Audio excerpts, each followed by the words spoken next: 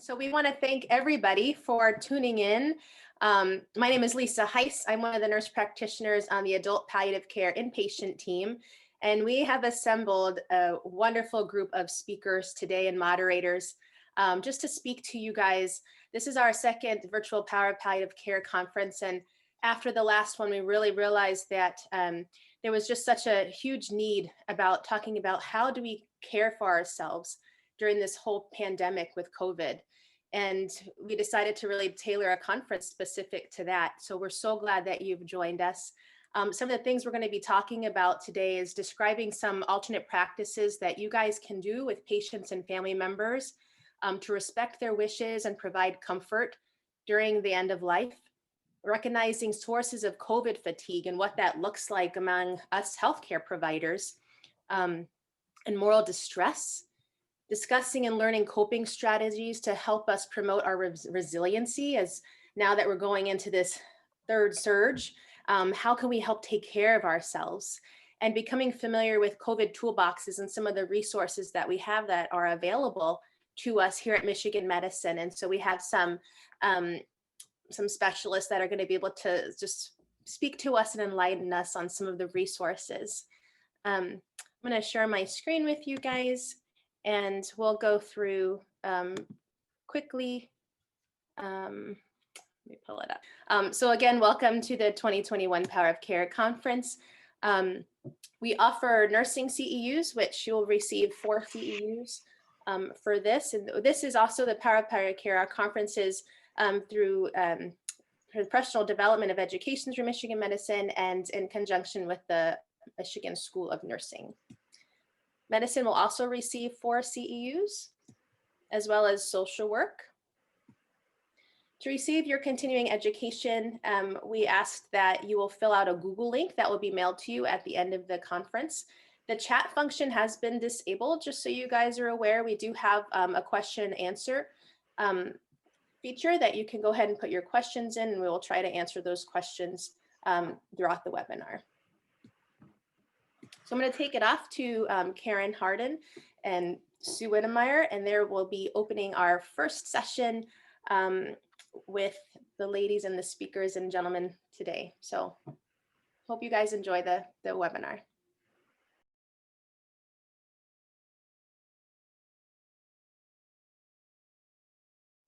Good morning, everyone, and welcome to our first session, entitled Integrating Grief and Loss, Best Practices for Goodbyes in Times of COVID. We're going to be discussing strategies that assist patients and families with saying goodbye at end of life during COVID and recognize some of the resources, including new forms of communication that are available for staff. This morning, I'd like to introduce our 3 presenters, Priyanka Shakil, Tula Saratzis, and Lisbeth Harcourt.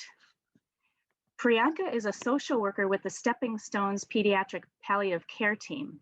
And in her role, she provides support to patients and families through their journeys with chronic or life-limiting illnesses by offering empathetic listening and emotional support in times of adjustment to a new diagnosis, medical decision-making, and crisis.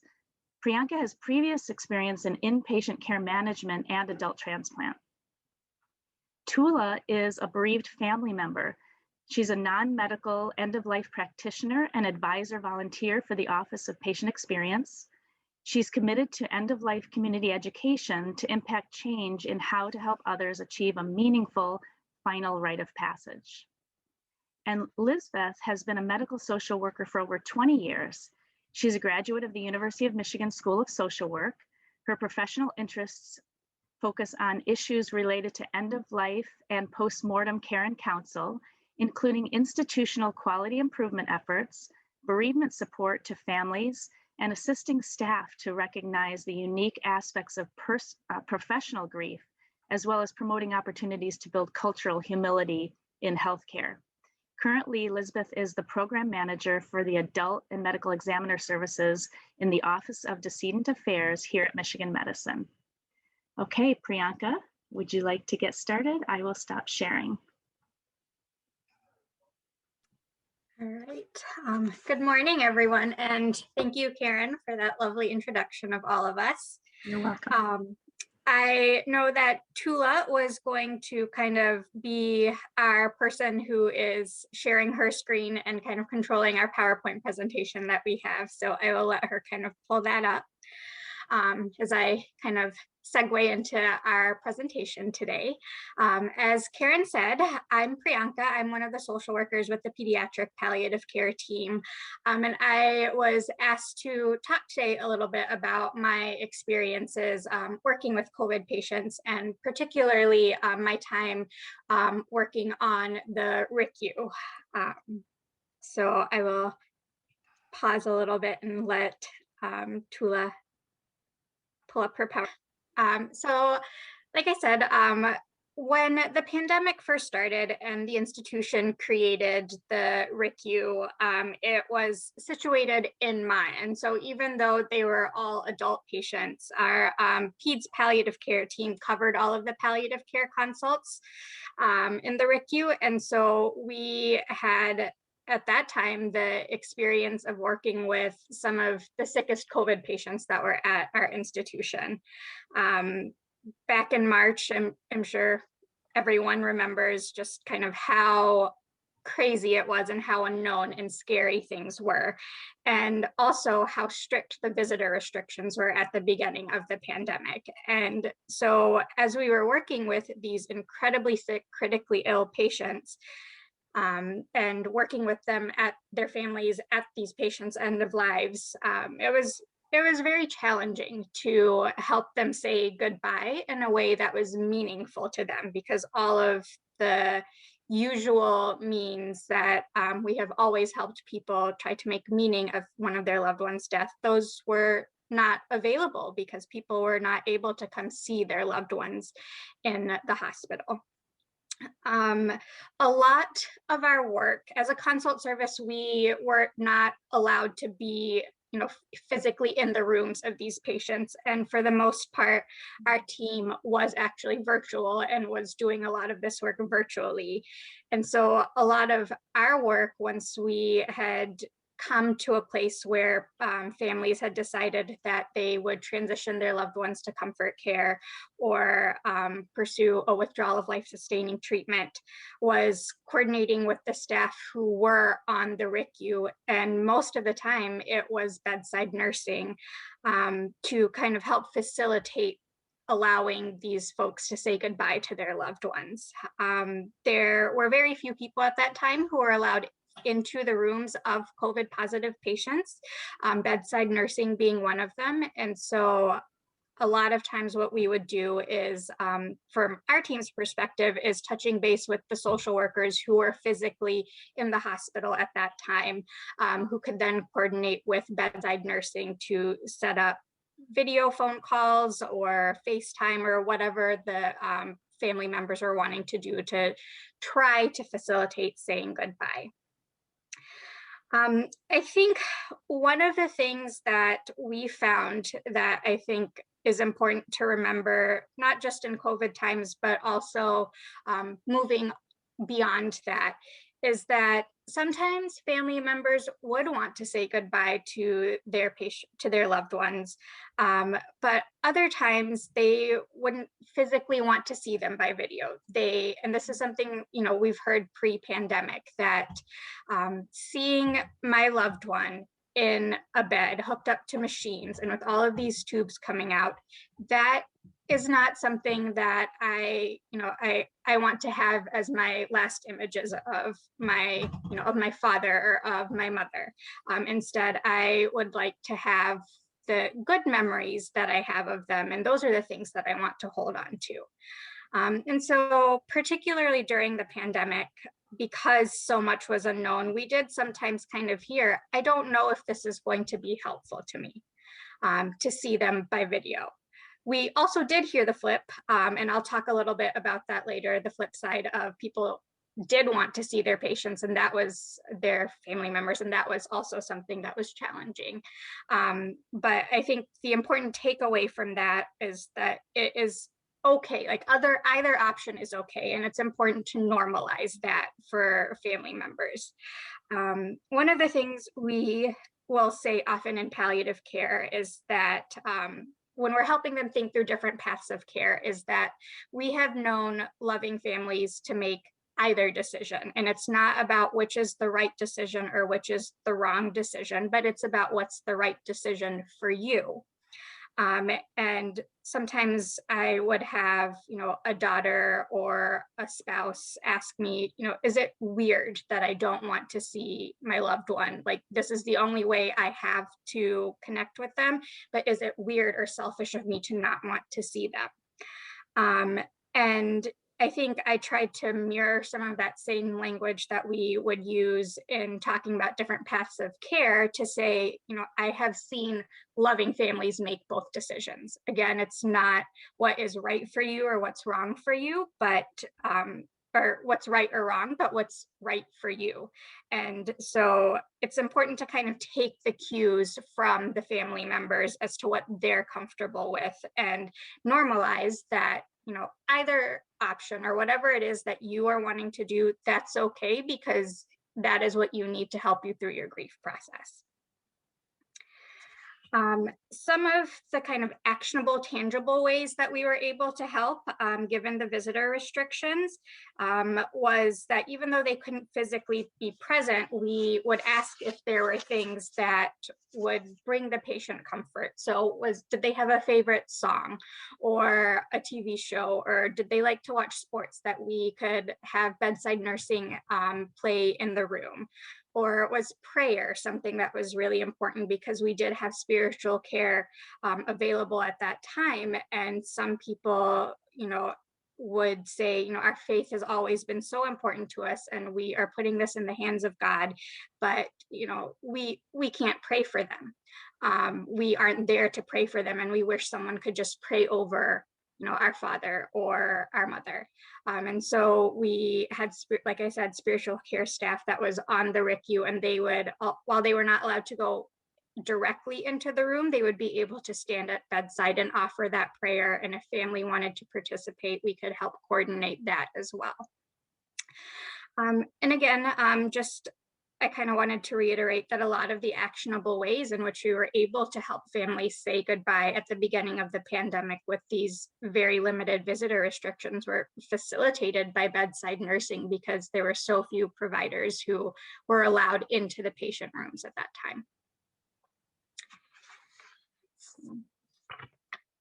So my next couple of slides are just patient stories that I wanted to share that kind of highlight some of the themes that we encountered throughout the pandemic. The first one, I'm going to call him Mike, but he was an elderly gentleman in the RICU who was very sick from his COVID disease, and he was intubated and unresponsive. He had several adult children who were identified as his next of kin and surrogate decision makers, because although he did have a wife, she had dementia. And so that was something, for those who don't know a lot about decision making and next of kin, because she did not have the capacity to make decisions on his behalf, the decision making fell to his adult children. And so one of the first things that we did when we first started meeting with this family and talking with them on the phone was to try to identify one point person, because when there are so many people, it's hard to filter a lot of that information to every single person. And so we had identified one of his adult daughters, who I will call Sarah, to be that point person for us. I think one of the things that we learned very quickly was that although Mike was in such a critical state, the fact that their mother had dementia was actually more distressing to them, because she could not remember why her husband was in the hospital. She couldn't remember how sick he was, and they were having to explain, every morning, maybe multiple times a day, why she wasn't able to see him and why he wasn't there. She did live in a nursing home prior to COVID, but because everything closed down at the beginning of the pandemic, they had to work to bring her to one of the children's homes. And she was used to, when I do get to come home, I get to see my husband. So it was very confusing to her and incredibly traumatizing and re-traumatizing to the adult children to have to continuously explain to their mother, why dad's not here, what's going on, why you can't see him or go visit him. And so a lot of my work during that time was spent actually supporting Sarah through that distress and that crisis that they were having. And I think this is a good example that sometimes as a provider, we're only seeing what's happening in the hospital, and we see how critically sick these patients are. And sometimes, we wonder like, well, obviously not in this case because of the visiting restrictions, but we wonder, why aren't the family participating as much? Why aren't they here? Or why aren't we getting as many phone calls from them? And it's important to kind of take a step back and remember that these families don't live in a vacuum, that when someone falls ill, there may be other stressors that are going on in their lives.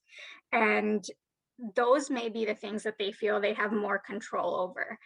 I think particularly in the pandemic, especially at the beginning back in March when all of this was happening, there was so much that was unknown about COVID, and a lot of families looked to us as kind of medical experts and trusted our judgment and felt that their loved ones were in the right place, getting the care that they needed. And perhaps there wasn't more that they could do in that acute phase of the care, but they could focus their energy on what was going on at home. And so just because there is someone that is critically ill or dying, it doesn't mean that there aren't other stressors in a family's life. And just because they're choosing to focus on something that they might have more control over or something that's more pressing to them, it doesn't mean that they aren't coping or understanding the reality of the situation of how sick their loved one is. And so I think in this situation, one of the things that I took away is just you have to let families guide you on what their needs are and how you can best support them. And it may not always be the thing that you would choose, but it is the thing that they need to help cope with the situation.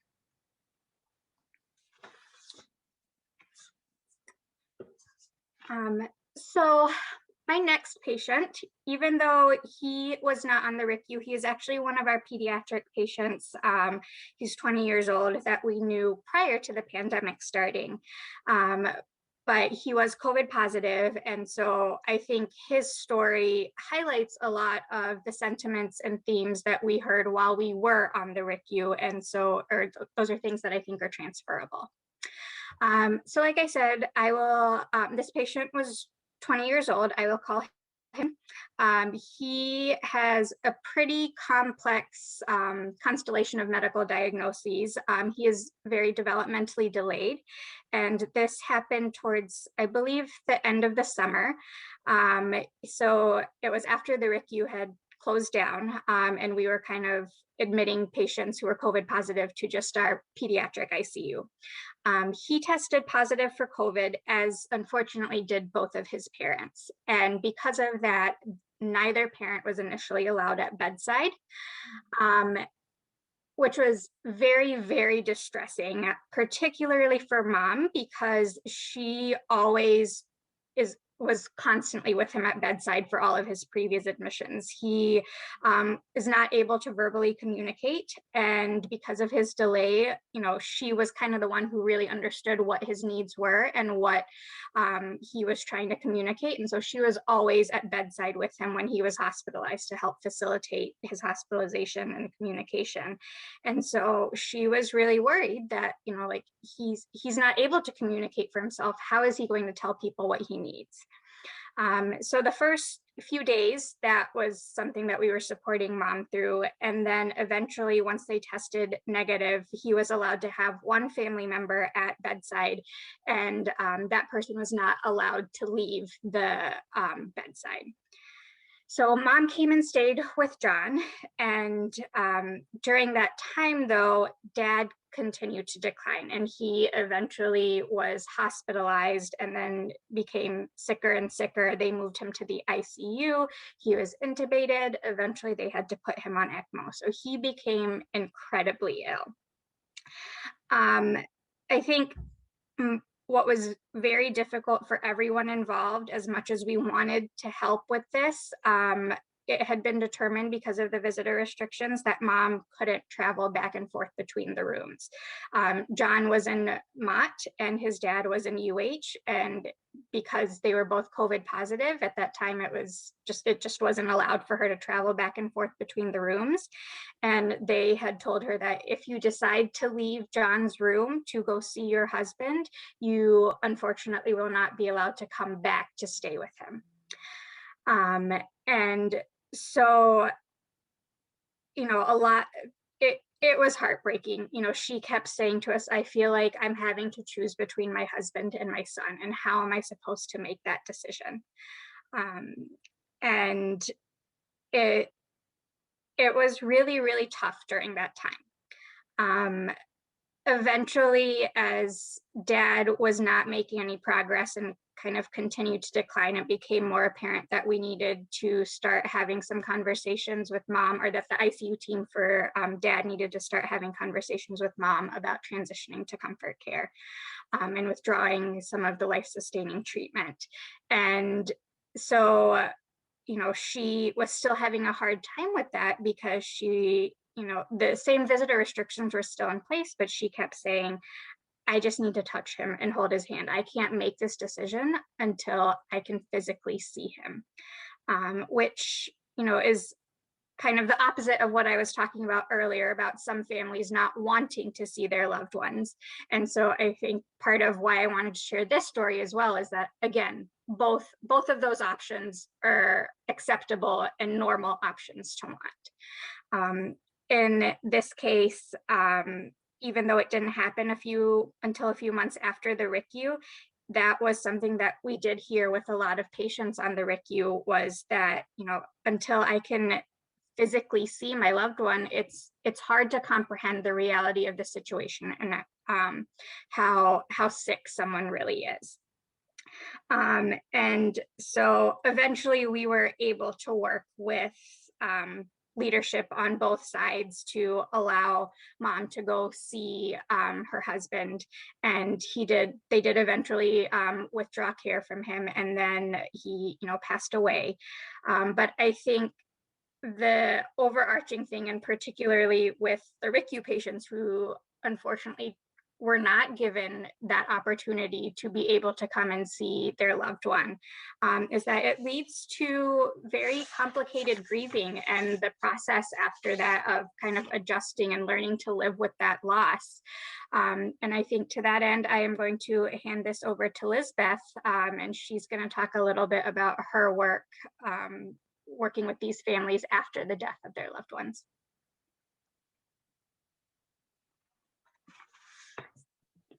Thank you, Priyanka. I think Priyanka did a fabulous job really highlighting some of the unique challenges that COVID presents to clinicians and all staff in supporting patients and their families. As highlighted, family members are not able to be present due to restrictions of hospitals and other types of medical institutions, or due to being ill themselves. And this really impacts families' ability to have a normal bereavement opportunities. And, at the start of the pandemic, we were really concerned about how these lack of opportunities may predict an increase in complicated grief reactions and experiences. Of course, since then, research and evaluation has been done on that, and it is showing to be true. So, you know, Amy Van Tyne, who is my counterpart in the Office of Decedent Affairs, and I really started talking immediately about how we might be able to help to support staff and faculty and families in a new way to try to mitigate some of these effects. Next slide. So one of the first things that Amy and I did in response to COVID-19 was create tip sheets that really spelled out clearly specific processes that were important to follow in after death care. And those were changing all the time. So I think the tip sheet titled Best Practices in After Death Care, I think I may have edited about 25 times and continue to edit it because the landscape changed, and these were policies and procedures that were coming from pathology, from other areas of the hospital in terms of restrictions to the visitor policies and adjustments to that.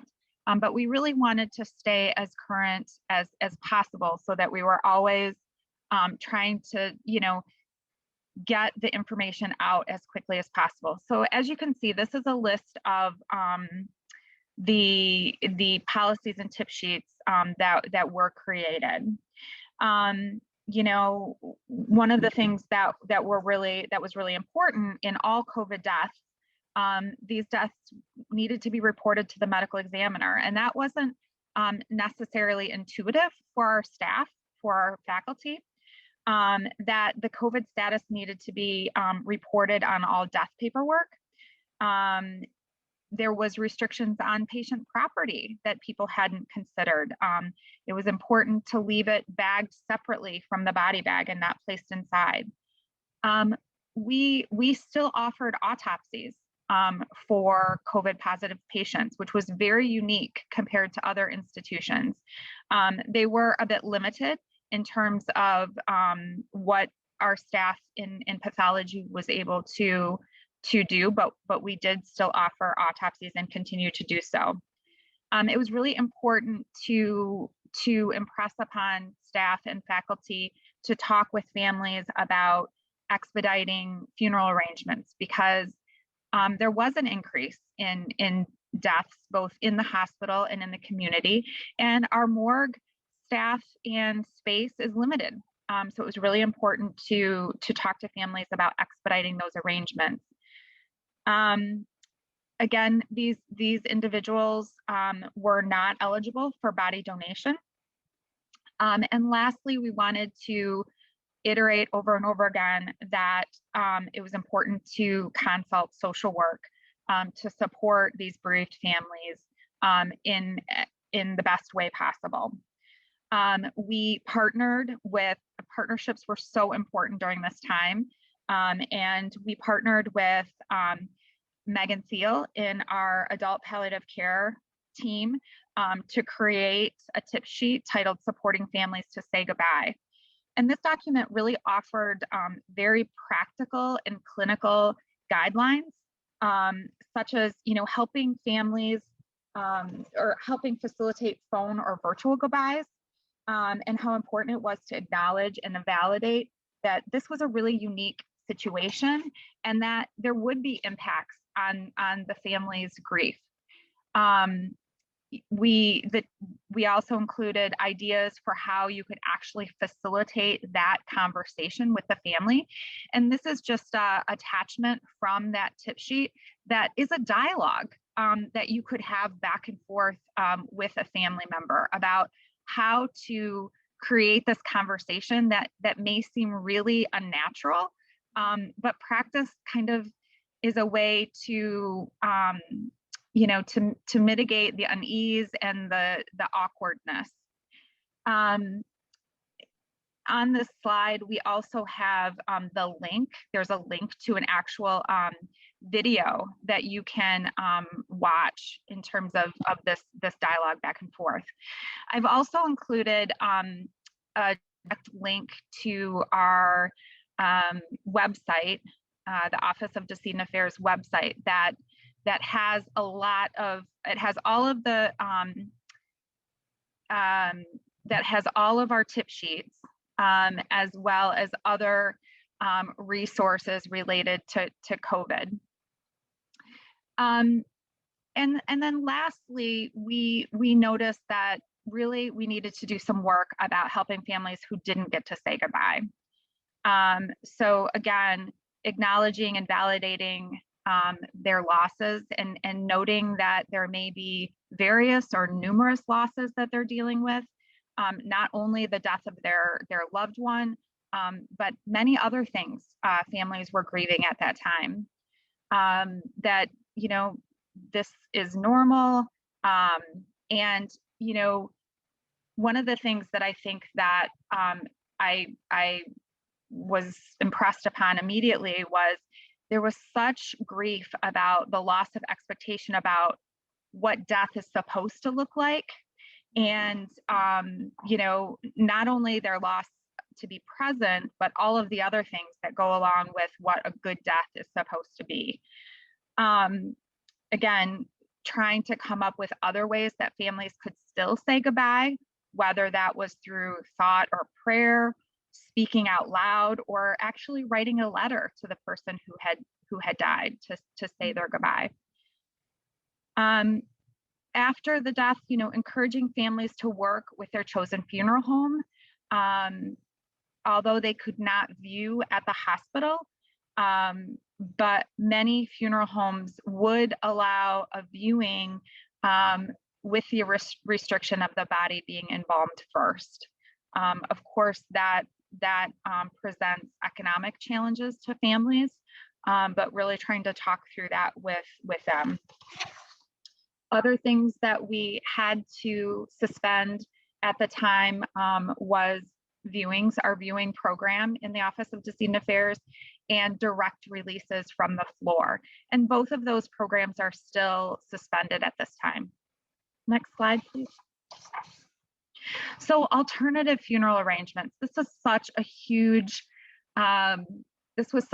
thing for families. I think that, you know, people have family traditions around funerals. They have certainly faith really plays a big part in that, about what a funeral is supposed to look like and how it's supposed to be, So, you know, one of our roles in Office of Decedent Affairs was to help families consider alternatives to funeral arrangements. You know, acknowledging again and validating those losses, and really trying to you know, help them imagine how it could be different, and what are some of those options. So things like having a small burial or cremation service now, and then waiting and having a more traditional memorial event later. I think at the time, you know, back in April, May, you know, we were all a bit naive maybe about how long this might, this pandemic and these restrictions might last. So later seems very, I don't know, ambiguous now, right? But thinking about that. Considering the smaller service be live streamed so that people who can't be physically present could participate in another way. Ideas about creating slideshows, pictures that could be shared virtually, and that others could add to this virtual photo album. Invite family and friends to do their own small rituals, and do it all at the same time, but separately, such as lighting a candle or saying a prayer or planting a flower or a tree. And then also considering, you know, creating some sort of small memorial or garden in your home. You know, this idea of continuing bonds, staying connected to the person that has died is healthy, is a way to process some of that grief, and also tend to those feelings immediately, so that maybe you can move forward in your grief, and then transition into being able to enjoy the things that you enjoy outside of your grief. Next slide. So just to highlight again what some of the challenges that the COVID-19 pandemic has presented. So of course, the impact on patients and families was great. And this was not just impact on COVID positive patients, but it's been impact on all patients and families who've experienced a death this past year. Nothing is the same. And so I think it was really important to acknowledge that, especially early on when the volume was so high and the restrictions were so strict. So of course, the visitor restriction policy, the needs to quarantine, the need for a quick disposition arrangements, limited options for funeral plans. And we recognized, we meaning Amy and I in the Office of Decedent Affairs, recognized that we needed a way to provide information and to ensure that all families were getting this information and support to those that had experienced a death in the midst of all of these challenges. In order to provide this care, we determined that new roles needed to be identified that could provide this consistent outreach to all Michigan medicine families. So if you could, next slide, please. So we created the Office of Decedent Affairs Bereavement Outreach Program. And what we did was we identified every patient that died within this 3-month span. And again, this represents the time that there was the most strict restrictions in the hospital.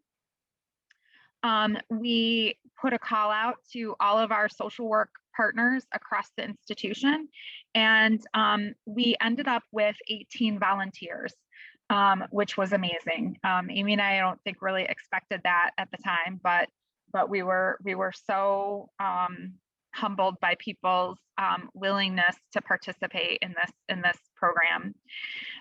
So we had 18 volunteers, and the program was designed to make 2 phone calls. The first phone call was within 2 days of the death, and the second was intended to be made 4 to 6 weeks after the death.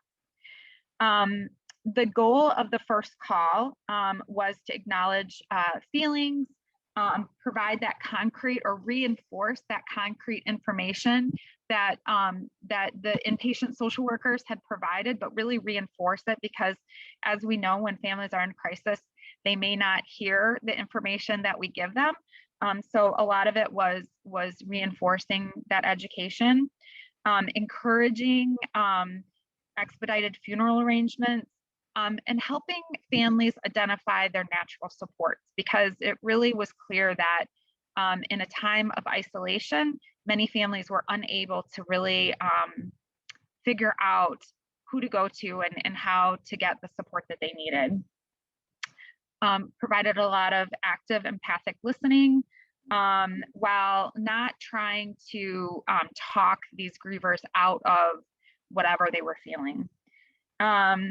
Recognized that, provided support without physical, we recognized with our volunteers, I should say, that providing support without physical presence could be really difficult, super challenging, because we depend so much on nonverbals, on body language, and other things that we either in our assessment or our providing support to families, that was really challenging. And also, we wanted to recognize that these calls were not going to be easy, that, talking to families in acute grief can really take a toll.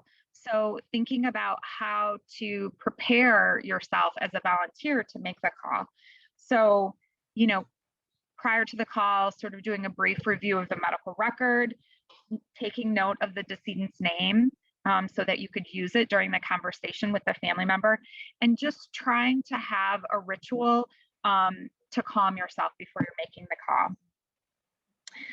The second call, the goal was a little bit different because then we would hope that those disposition arrangements would have already been made. You know, at 4 to 6 weeks, we hoped that the decedent would not still be in the morgue. So the goals of those calls were really more about, again, just providing that empathy and assessing how the griever was coping. How were they accessing natural supports? And if someone seemed to be I mean, we would expect at 4 to 6 weeks, people would still be grieving. By no means is the expectation that someone would be, you know, coping and no longer in that sort of active grief. But just doing a quick kind of assessment, taking the temperature on how the folks were coping, and then being able to connect them if the natural resources didn't seem to be there, natural supports didn't seem to be there, what might be available to them. And what we noticed is out in the community, support groups were pivoting quickly and offering virtual support groups, and there was online resources certainly for families, and so connecting them to that. Some of the things that really stood out in terms of, again, had a great partnership with Megan. She surveyed some of our volunteers just to kind of get a sense on what this experience was like for them making these phone calls. And she shared some of that information with us. What stood out is some of the topics that were discussed had to do with grievers' emotional pain, that there were barriers to their ability to mourn. So these were things that we expected, and most were really they acknowledged that they appreciated the phone calls, that Michigan Medicine would be calling them to check in on them, and they really appreciated it. In total, we contacted 312 families, either with 1 to 2 phone calls or with a letter that was from the bereavement program and highlighted how they could get a hold of us if they needed us. And we utilized the MyChart. There is a bereavement documentation function in MyChart that is runs parallel to the patient chart, but is not embedded in the medical record. So we utilized that for our documentation platform. And, you know, obviously we think this is the gold standard for bereavement care for families, but it's not sustainable with a program of 2 social workers. And once clinics started picking back up, our volunteers were unable to continue making these phone calls, which we expected. We really wanted to be able to offer this when things were the most restricted. So the second calls did extend into July. So this program was really running from April through the end of July. Next slide. So I want to end with a patient story, and I have to say, there were just so many families that I spoke to during this time, and again, my contact with them happened after the patient died, and typically families were either calling me with questions or I was reaching out to them to follow up about disposition plans or other issues. So the person that I wanted to talk about was the wife of a 48-year-old COVID patient who had died in Michigan Medicine. The wife was quarantined at home.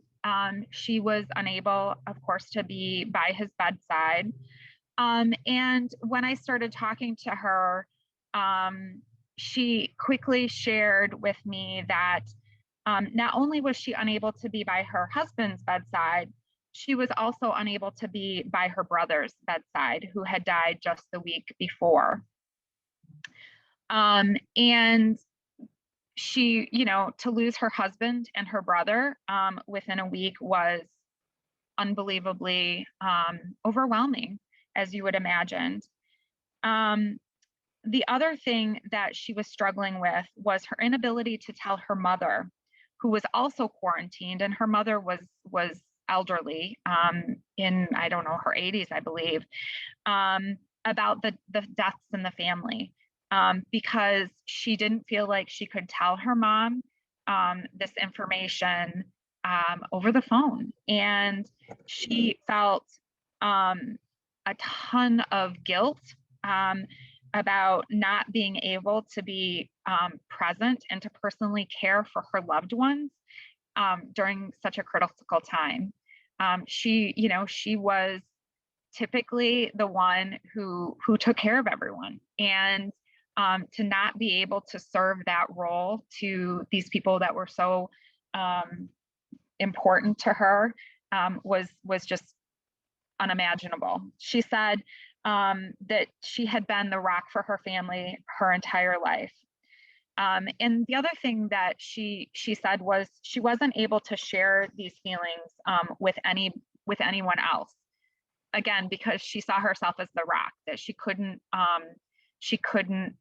be vulnerable like that with her son, who was quarantining with her, or anyone else.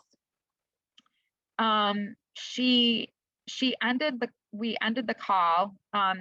So as we talked, I tried to impress upon her the importance of focusing on herself and what she needed right now, and to really tried to identify some resources that she could access immediately, like her primary care physician, seeing if, because I could see kind of the writing on the wall that this was not something that she was going to be able to get over immediately. So maybe it made sense for her to try to seek out some of those mental health supports now. At the end of the call, she told me, today has been a blessing, and you all have been a blessing. Know that you have touched people and given them hope. I'm so thankful for U of M for putting this team together and helping so many people through this. So again, she wasn't even able to identify that this was just about herself. She was looking at everything. And again, it's so humbling that families thank us during their most darkest days, and are able to show that empathy back towards us. The other thing that I think was really unique about this early COVID experience was many of our patients were from Wayne County. And so there is this idea that Ann Arbor is far away and U of M is this, big castle up on a hill, that many of, that these patients were coming to for their acute care. And so I really wanted to show this picture here, which is, obviously the spirit of Detroit, and it was created by using individual photographs of patients from the Detroit metro area who died of COVID. And I think that that's really something important for us to think about, because we took care of so many of them. Thank you.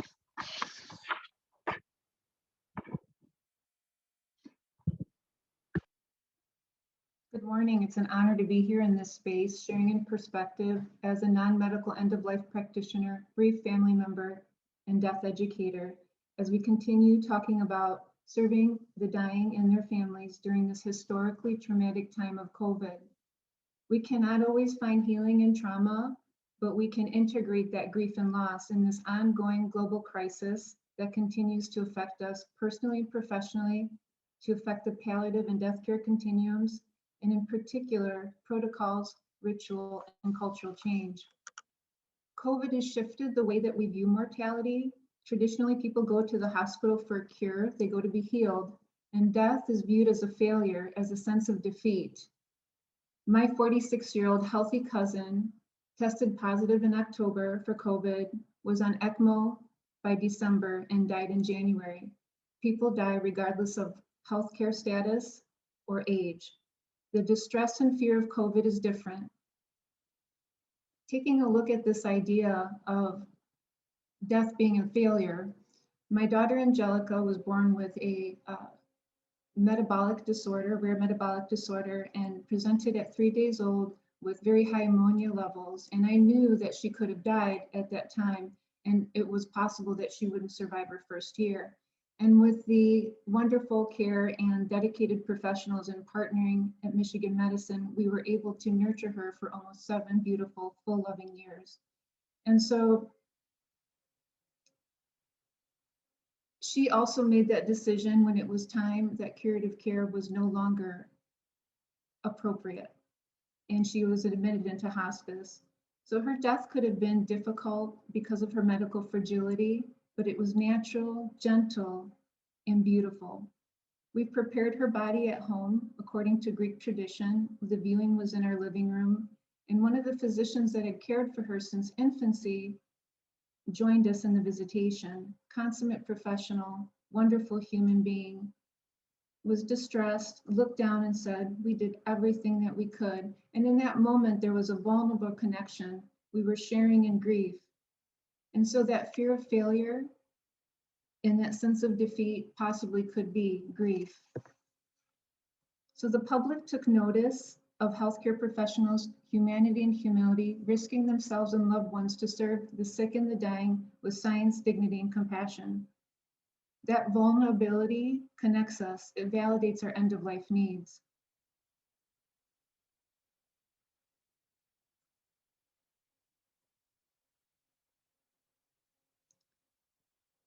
People do not lose their identities at end of life, and as we see in palliative care, it's a holistic view of the patient and family, mind, body, and spirit.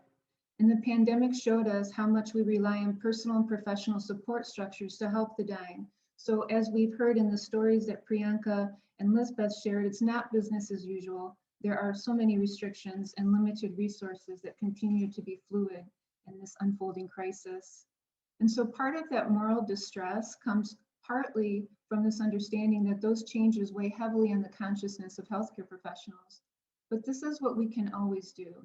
Our presence at a valuable, at a vulnerable and sacred time is enough. And that's worth repeating. Our presence at a vulnerable and sacred time is enough, bearing witness with the family, providing a container for those very strong emotions in a safe space. One of the most important things that we can do for the dying is speak directly to them. Let them know that we're here. You're safe. We're taking care of you. Your loved one called for an update. Notifying when a loved one is present, either virtually on a phone call or coming into the room to prepare for that interaction. And helping circles of support, as we've witnessed in the previous sharing, that relationships do not always change at death, and sometimes we need help to connect with our loved ones when they're dying. And holding space and being present, so important. Bearing witness, holding space, being present, anticipating the needs of others, and also that silence can bring some profound exchange.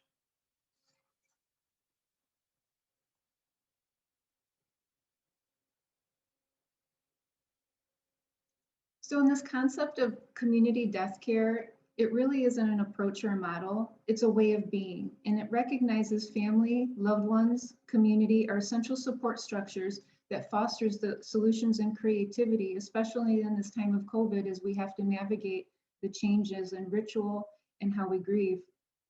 And so in this way, we can see the hospital as an extension of community to build trust and relationships with these formal and informal networks, to connect support systems, respect options, increase equitable access, as Lisbeth shared, having the support structures available and the information. seeking understanding, opening up that dialogue, and also empowering the circles of support. Death care and community death care are skills that are inherent to the human experience. And again, resonating with palliative care, this is a holistic approach. As we heard, there's the rest of the story that we need to recognize and take into account.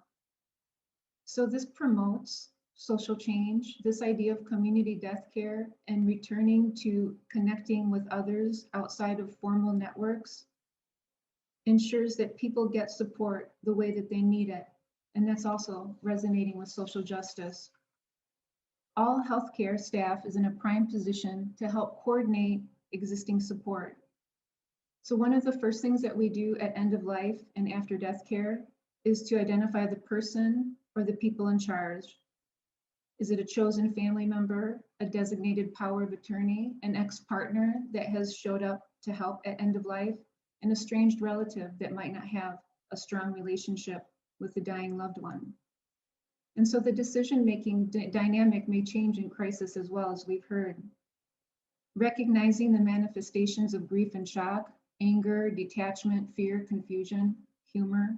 People can get stuck and need help refocusing on helping a loved one so that they can articulate the needs and the perspective of their family and community.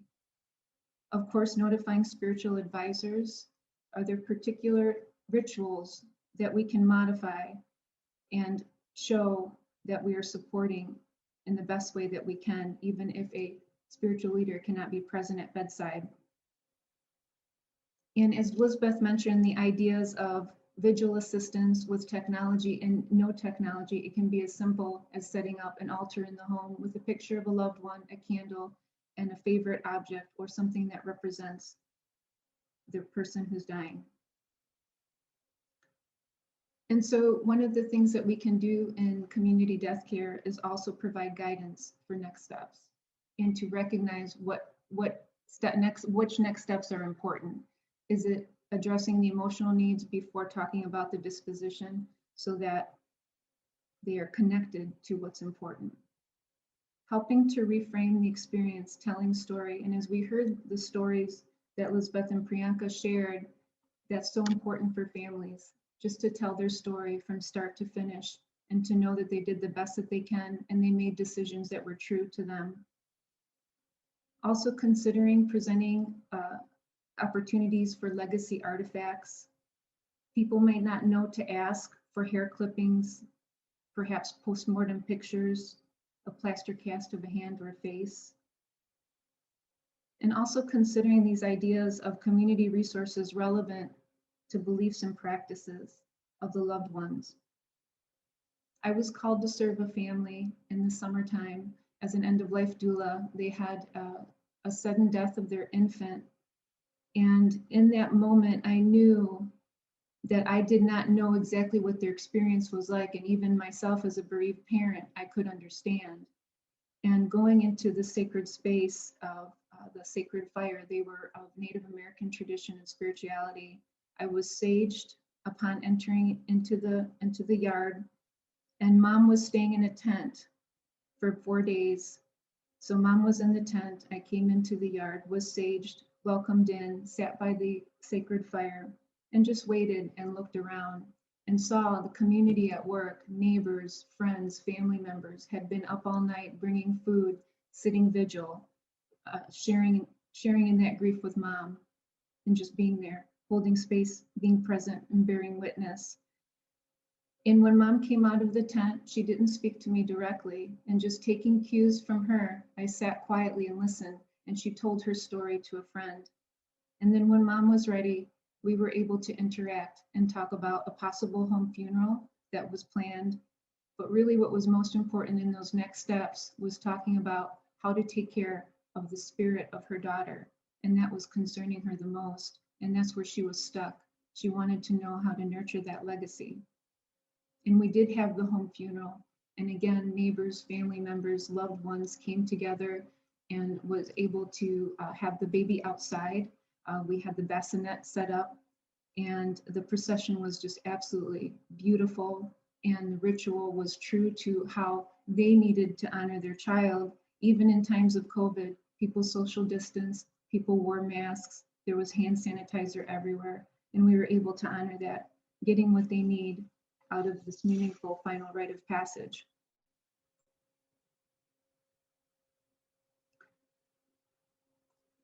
I forgot the slide. So in this idea of honoring the body and being able to see the body, if the family, if the loved ones want to connect, it's bearing witness to the changes. And Danny Lavore, our current president of the National Home Funeral Alliance, says it so beautifully. It's titrating the intensity of that loss. When we can see those changes, when we can touch our loved one, and even in times of COVID, when we can't see our loved one necessarily, maybe virtually, we are witnessing that change. We know that they have gone.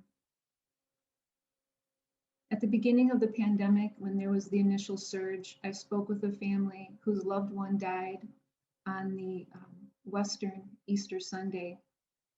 And for a week, the body was lost because it was not ID'd. And they were calling funeral homes all over the Detroit and Metro Detroit area. They were not able to properly mourn their loved one until the body was located, and that caused the most distress. The body is so important in connecting with the body. The picture on this slide is of my daughter 2 hours after time of death, and we were able to hold her, talk to her in that first hour, just be with her, bear witness to the changes. And then we were able to bathe her, take care of her, dress her, before we were using the cooling methods as we do in home funerals. And so with this, we were able to bear witness to the changes and also take care of her, as is so important in Greek culture, to take care of and reverence the body.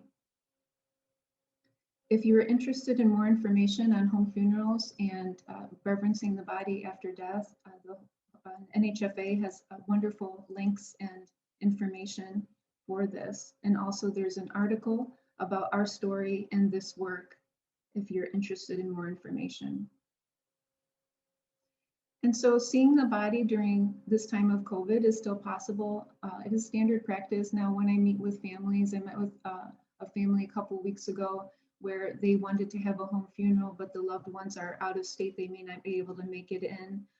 Their person is dying at home on hospice. And so we made those arrangements to be able to talk about video streaming the vigil and the after death care and possibly the visitation for other community members unable to come to the home. This is standard practice now, and I see that this is going to be part of how we do business as COVID has changed so much.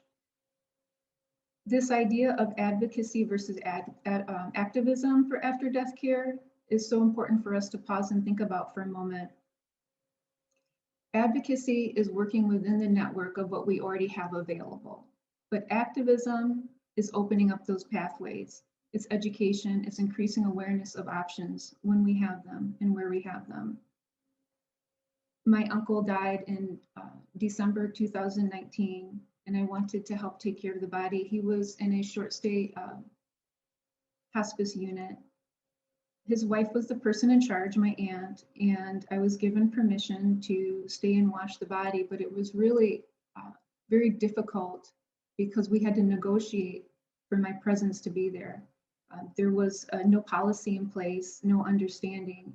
And being a professional, I was able to advocate and of course, use activism to open up that pathway for me to be there. And it was so beautiful. And connecting with the nurses that were helping wash the body, I was able to also help place my uncle into the bag and to zip up the bag and to be there.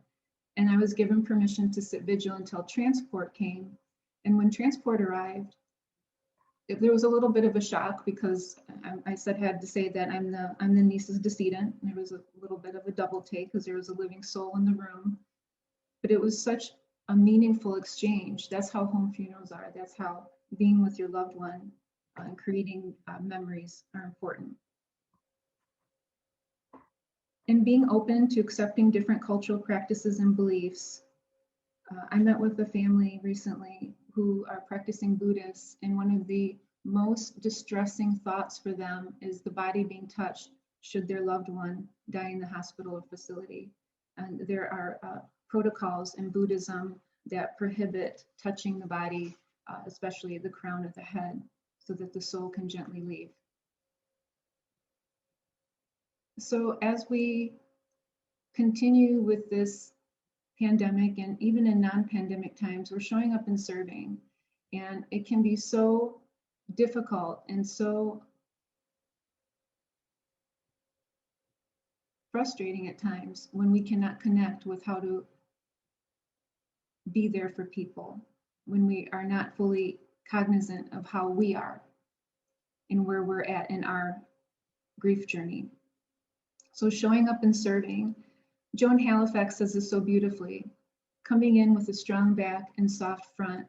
There's a live link here, Frank Ostaseski, who is years of end-of-life care teachings, talks about this strong back, soft front as turning towards our suffering. And when we're able to turn towards the suffering of others and ourselves, we can show up and be more authentic. And in that vulnerability and authenticity, it does not compromise professional integrity and standing. So being authentic deepens that compassion and that connection.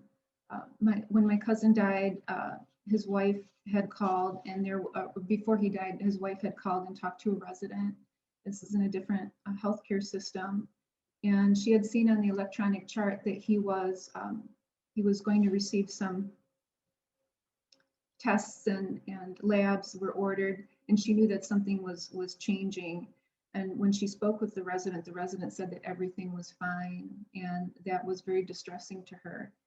And so there was a little bit of a heated exchange, and the resident cried. And so when she called me, she was telling her story, and we reframed it and said, you are under a lot of pressure. And she wanted to call back and apologize, but when she called, she talked to a nurse, and nurses have superpowers in diplomacy. I told her that would be taken care of, and this was an important learning experience for the resident. Coming in with a strong back and soft front, we have to turn towards the suffering of others, and turning towards our own suffering validates our grief. Your grief is valid. Acknowledging your personal trauma and apprehensions during this time, your grief is valid. So important to consider. No matter what has happened to you, whether you've served on a COVID unit or not, your grief is valid. Notice how you feel without judgment. It's okay to be upset. It's okay to be detached. Sharing heart space is not always possible. Thinking about being in a room during and after a code, that energy is very heavy. You're doing your job. Sometimes you can't be in your heart space, and that's important for us to remember. And honoring your personal boundaries. Maybe you don't feel that it would be helpful for you to have prayer at bedside, or that's not something you feel comfortable with. Or maybe abusive behavior from a patient or a loved one, relying on your community to come help and to be a part of that experience. And maybe think about the triggers personally and professionally that would be most helpful if someone else would take over for a patient or for a conversation. And something to consider is to reframe your own experiences, to tell your own story to a partner, loved one, counselor, spiritual advisor. And in that way, you can reintegrate as a changed person into your personal life, your professional life, and into your community. And in this idea of post-traumatic growth, repurposing is a renewal. And this is a process, it's not perfect. Wishing you all strength in this time of service. We appreciate you all. Thank you. Thank you so much, speakers, Tula, Lizbeth, Priyanka. We just so appreciate you sharing your stories and the families and patient stories and the strength that just came through in all of these experiences. I had just one question for you that came through the chat while we were talking. One person just commented, this was just such a wonderful program. We just so appreciate that and wonder if there's something going on currently for grief and loss. So I guess this is to you, Lizbeth. And then also, since numbers are changing right now with COVID, are you seeing an uptake in the amount of follow-up that you guys are doing?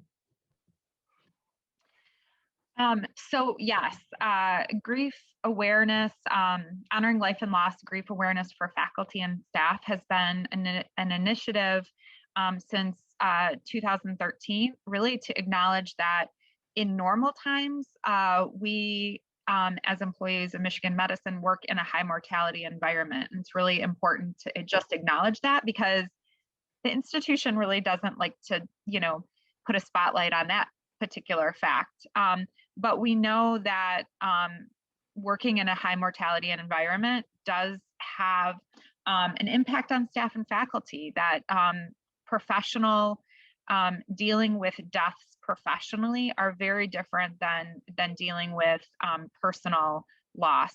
So we offer the month of May is designated for this series of programs. And actually our first program is this Friday for National Healthcare Decision Day. And then other events are through the month of May. So be on the lookout. There was a headlines article recently about the program. In terms of the numbers now, we have seen a bit of an uptake in positive deaths that are positive in the county, both outside that occur outside of the hospital, decedents that are we test all of the medical examiner deaths that come in to the hospital for autopsy.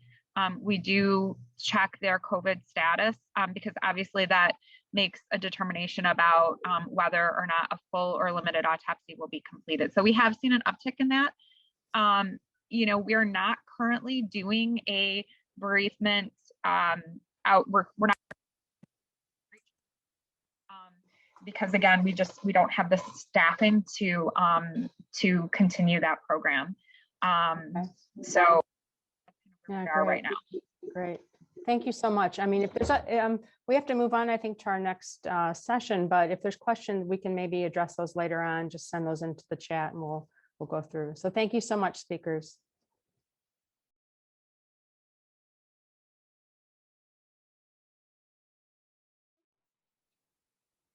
So this session is about sources of COVID fatigue. We're going to be talking about what COVID fatigue is and identifying sources of COVID fatigue for different interprofessional healthcare providers who've been caring for patients during the pandemic.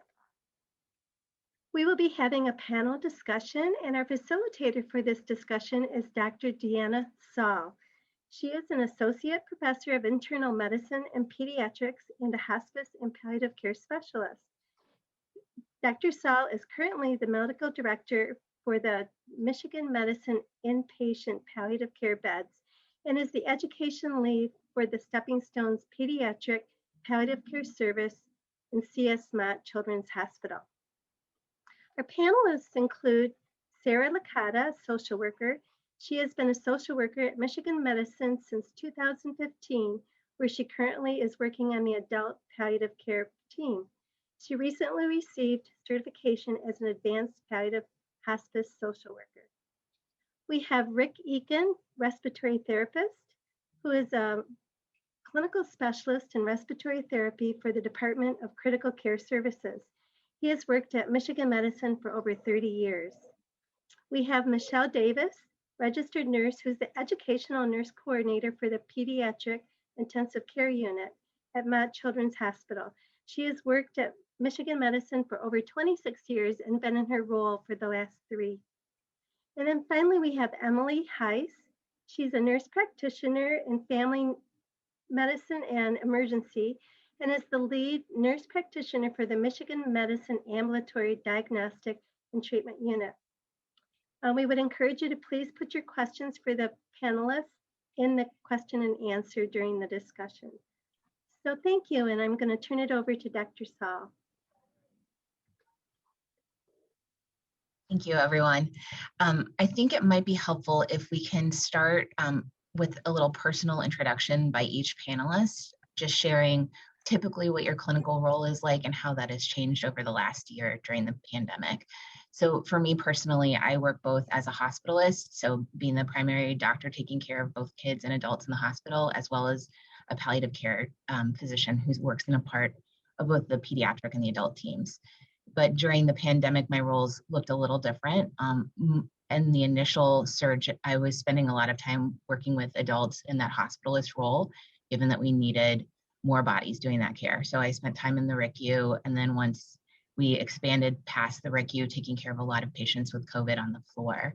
That was a time when we were working with a lot of our colleagues who were redeployed, so who were not typically working in that setting, and trying to both help support them in that transition while coping with all of the stresses we were experiencing too.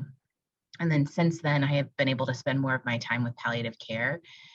But I think dealing with increasing stresses with our patients having fewer resources that we're typically used to them having, including their own family support, as we've had all of these visitor restrictions that people have talked about before.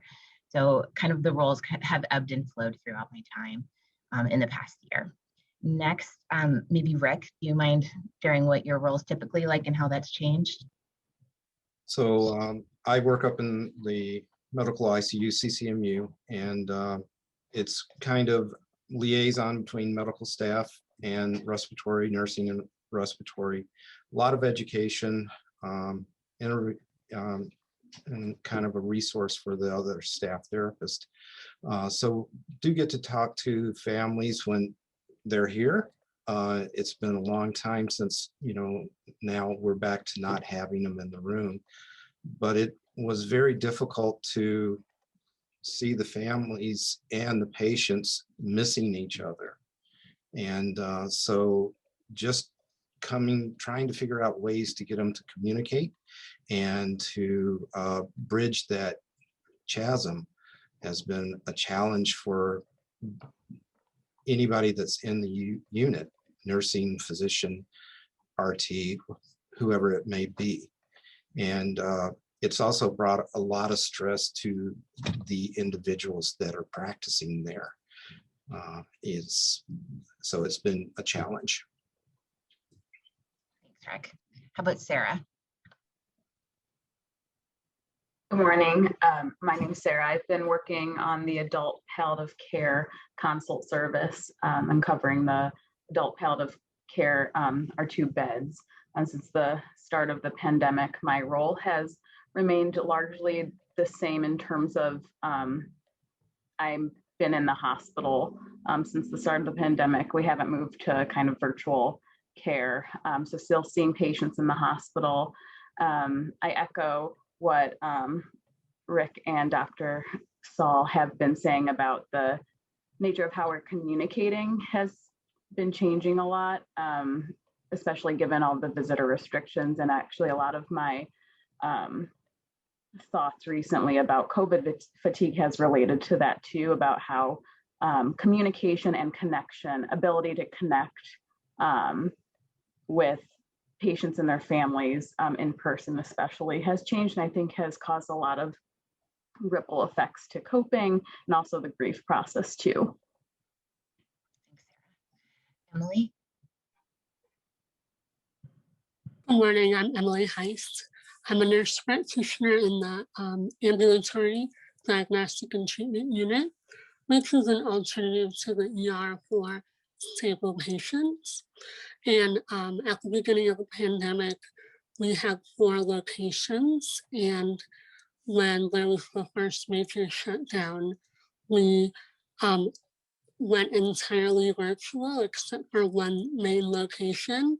And then since reopening, we have remained only a single unit, with our other providers being either virtual care by doing video visits related to COVID or e-visit coverage. And at West Ann Arbor, our ADTU is currently being used to provide the monoclonal antibody therapy, and our nurse practitioners are there actively assisting with their care and helping with virtual visits. So virtual visits during this time have expanded exponentially, and as a benefit to the institution, we're able to see more patients and provide care that they may have otherwise ignored during the pandemic. And then Michelle, do you mind sharing a little bit about your unique experience? Hi, thank you so much for having me today. I think, my role as educational coordinator in the PICU, I think I come today a little bit multifaceted with my COVID experience and COVID fatigue. Once I looked at, the agenda for today, I guess I didn't realize how much it played in and how many faces it takes.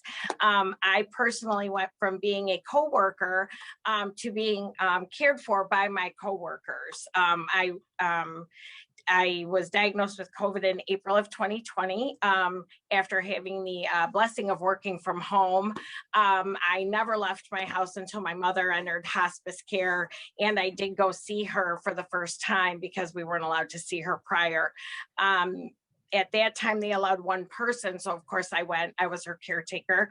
A week later, I was diagnosed with COVID. I was very sick, although I was just trying to do my thing at home. On that next Saturday, my mother passed away and I entered the ED here and spent the next 16 days, 13 of which were in the RICU. So it was a lot of emotion. But being cared for by my coworkers was probably one of the most difficult aspects, because there was a lot of, guilt and fatigue and, all that went with that, exposing people. And after I tried so hard not to get it, but it's just one of those, illnesses that don't, it certainly just decides who gets it. And so, yeah, so I come here with that. It took me a very long time to recover. I went home on a lot of oxygen. But I returned back to work in August, and to the same coworkers that basically I credit to saving my life, the nurses and the doctors and the respiratory therapists that worked so diligently to get me better. So it's a blessing to be here. Thanks, Michelle, for sharing that. So we'll get started with kind of the agenda. As folks had mentioned, the first question that we have been thinking about as a panel is, how have you come to define and understand what COVID fatigue is over the past year? And that may have changed as we've gone through so many different ups and downs throughout this year.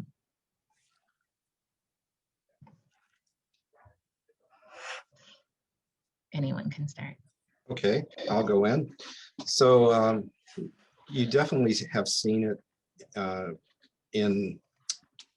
have core staffing, and you can see normal people have now that have been happy-go-lucky have gotten a little irritable. It's been a lot of miscommunication, bad communication, or lack of understanding, or however you want to put it. So it's been very frustrating to hear what's going on. Things were changing daily as to what practices were. And sometimes you've felt like you were, hanging out on the limb proverbially. So getting answers, getting good information, and then the whole process of, you had all the support coming from the community with food, thank yous, all this, and then it went away. And, people knew what respiratory therapists were, and now we're back into obscurity. So it's been a little frustrating for that. Also, just it has the tendency to suck your soul out. You're tired. You've been here. You're working overtime. You haven't had a vacation. You're isolated. You can't talk to people. You can't see people. You haven't seen family. I went about 4 months without hugging my sons. It's like, that's hard to do, and it wears on your soul. I think for me, again, it's become so multifaceted. I think the physical recovery I went through, I'm a pretty energetic, active person, and I went home again on 6 liters of oxygen and couldn't shower myself, and did not come off oxygen till mid-July. I think the emotional recovery of being a patient, and again, knowing what's going on. I work here, so I knew what was going on outside my door. That was pretty emotional. And I find sometimes, I think about that being here in my role. I think being a grieving daughter, it was surprising how my body would not allow my mind to go there when I was so sick. I honestly don't think I grieved my mother till probably May or June. And her dying alone and all of that, which you guys, addressed in the previous session. Kudos to U of M for doing all those things for the people that are losing loved ones and can't see them. But I also think it's hearing everything around you, things on the news and debates about what is right and what is wrong and what, vaccines, no vaccines, it's a hoax. It's not, I think for those of us who work here, and I give my hat off and everything to the people who truly are right at the bedside of the COVID patients. My staff and has been so amazing that I am not taking care of them directly, but indirectly I do. But I think it working here and knowing what goes on and the truth, and then having to go out in the world and hear things, that's exhausting. It's exhausting to know the truth and that, and still have people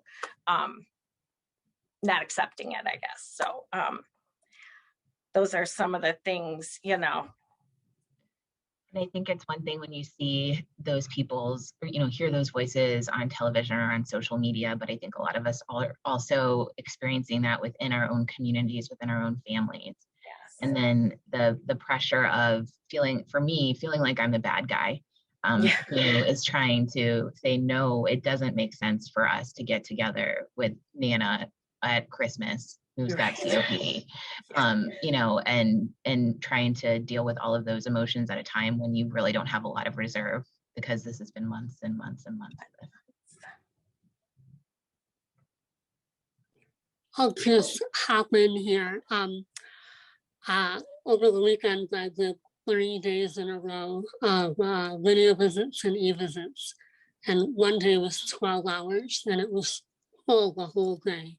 And people will hop on the line and you greet them and then they say, boy, I'm just so sick of talking about COVID. And I think, oh my goodness, if you only knew. And these people are sick and they have gone to, different places for spring break, and, their kids are in school and hanging out with their friends. And, it's kind of a social COVID fatigue that we've been going through. We've been hearing all the doom and gloom for over a year. Everybody's tired of it. And then, they hop on here and they just can't believe, this is happening.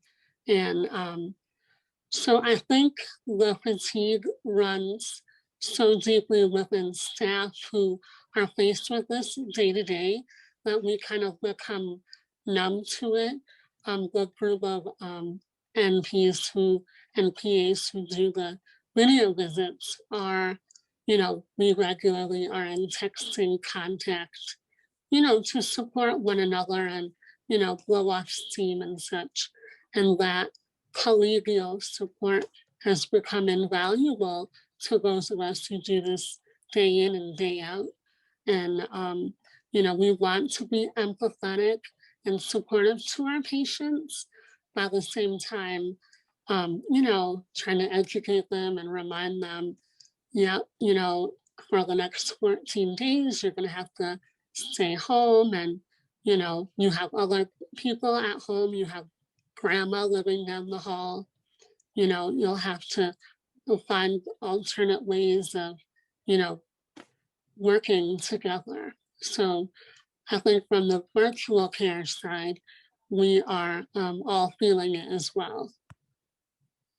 I think, while there were certainly a lot of unique stresses to walking into the hospital, especially during the height of uncertainty, when we didn't know about PPE and we didn't know about who was going to get sick next and all of that, I at least had my support network of my colleagues here in person, and we were going through that together. So I think the added challenge of trying to do that in isolation and virtually communicating with people and maintaining that, because that takes a lot of energy, extra energy, and maintaining those relationships right now is also hard. So I appreciate that you guys have found ways to provide support to one another. I apologize for briefly getting kicked off. My internet connection briefly left for a second, but I think a lot about what has been impacting the overall COVID fatigue. And what I've been thinking about a lot is how things seem to start off as like a sprint and then turn into a marathon. And then we had the vaccine rollout, and at least from my perspective, things were seeming to be heading in the right direction. I think a lot of people felt like that too. And then just recently, everything with the surge in Michigan, especially. I mean, everyone's been on this marathon for over a year now. And at least for me, when I see the new cases, and again, I think I missed a lot of what Michelle said, but I heard the tail end about what I'm assuming is a conversation about people maybe in our community or in our friends and family circle that might not take COVID as seriously. And just, I think all of that together has been contributing to a sense of when will we see the light at the end of the tunnel? I think from my perspective, we've been, again, with the vaccine rollout, started to see and fewer cases, started to see, feel a little bit more optimistic, but again, we're feeling like we're on this continuous marathon. And that kind of up and down, I think, to go with that analogy, from what I understand of marathoning, because I clearly don't do that myself, but you don't start out a marathon with a sprint thinking that you're going to be putting all of your effort in at once. You're pacing yourself, and we didn't really have the opportunity to do that, to prepare for this year going forward. And then having these like moments that kind of trick you into feeling like maybe there's an end in sight, and then no, just kidding. And seeing now that there are people who are vaccinated who are turning up positive while the numbers are low, still is that thing that we've all been hanging our hat on and waiting for, isn't perfect either. And I think there's just a lot of just ongoing disappointments and new things that you have to figure out how you're going to deal with as you keep going on day to day. I think the other profound challenge, I think we hear all the time, this is an unprecedented experience, but it's also within the context of everything going on in our culture at large. And so we've also been dealing with, profound division within our country. We've been going through increasing awareness of systemic racism and all of those impacts, and trying to balance kind of all of these different really overwhelming experiences at a time when we, again, have really limited reserve after everything we've been through. And I think for me, some of the time that comes across as desensitization, because there's just only so much you can keep processing, right? That you kind of push those emotions or thoughts away to keep going on. And then you get kind of smacked in the face again when there's surge 4.0. All right. So I think the next question we had in mind was describing when and how often that COVID fatigue has occurred, and if we've felt it kind of continuously or if that's coming across intermittently.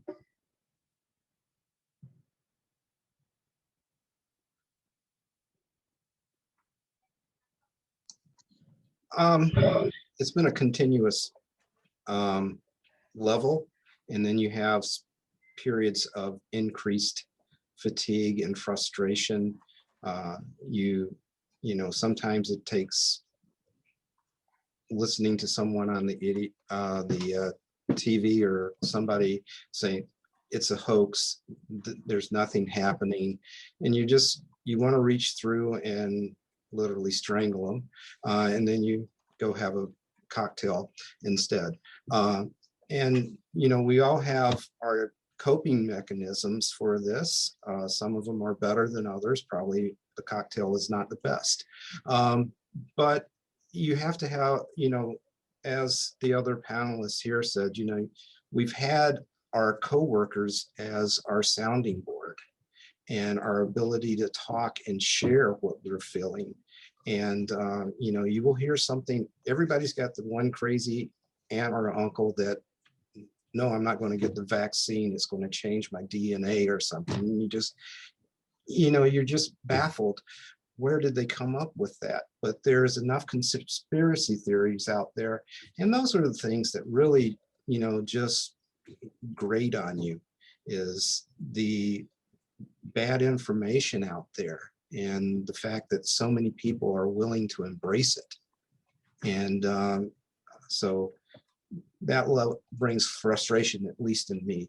And but thank goodness for my coworkers, for my family that have been fairly sane, for my family, for this of protecting themselves and getting the vaccine. And my mom and stepdad are in their 80s, and they did real well.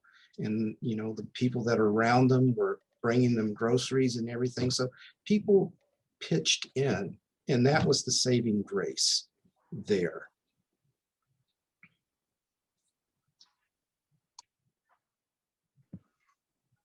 I think for me, like Rick has said, the COVID fatigue feels overall continuous, with spikes more during certain situations or time.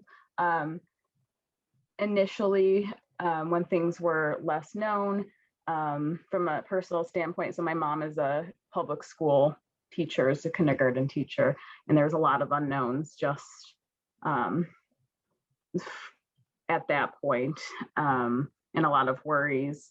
And I work in the hospital. I have a almost 2-year-old daughter, and she was going to daycare and things like that. So during that point, when there were specifically more unknowns last year, that felt super stressful.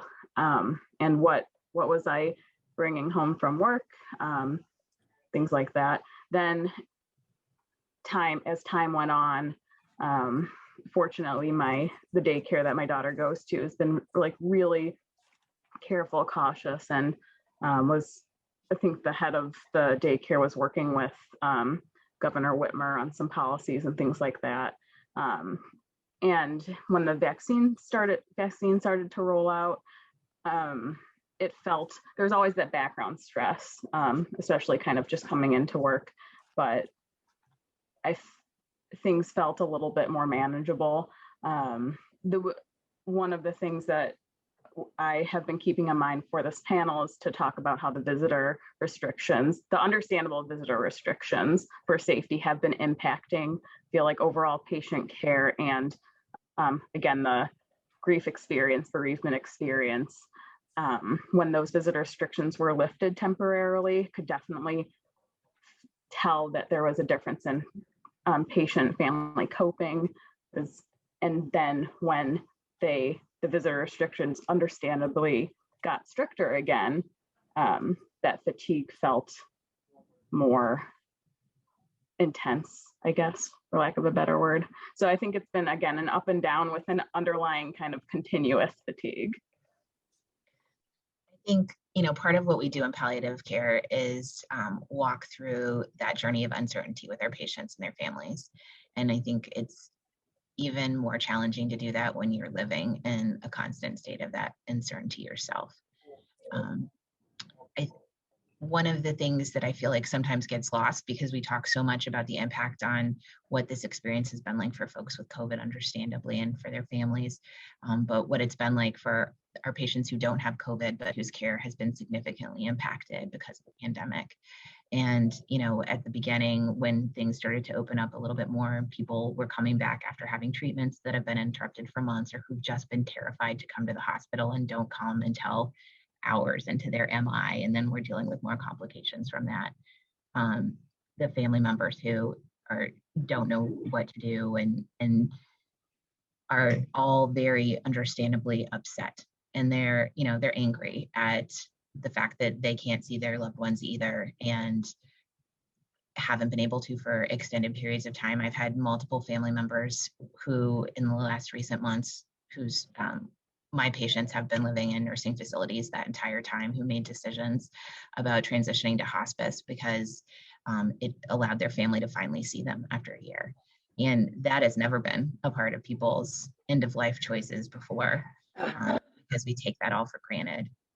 And while in all of those cases, I think hospice was also the appropriate choice for those patients, it's heartbreaking to hear families weighing that option.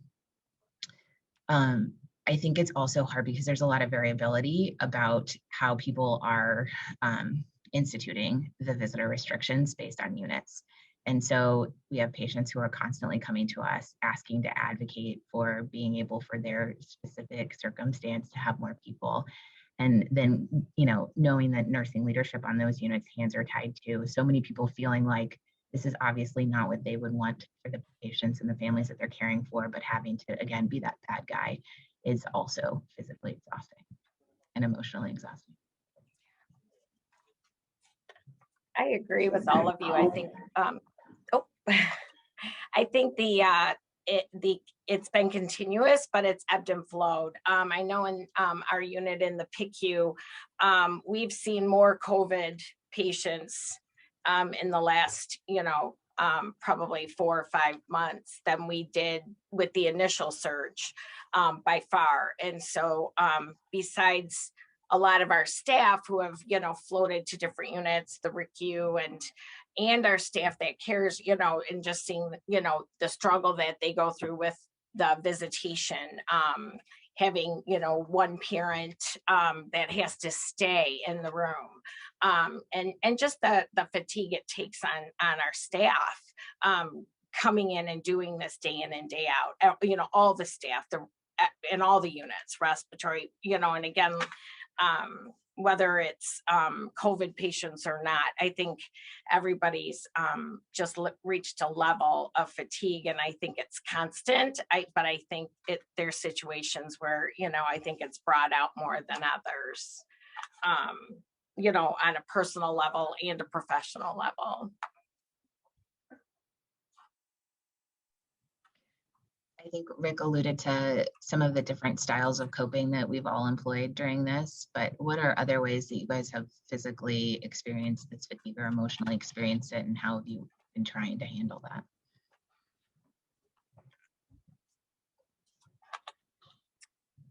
When COVID first came out, I obviously have an underlying lung disease, so I had an incredible amount of anxiety about getting it. Once I had it, I had an even higher level of anxiety of getting it again, or what it would do to me if that did happen.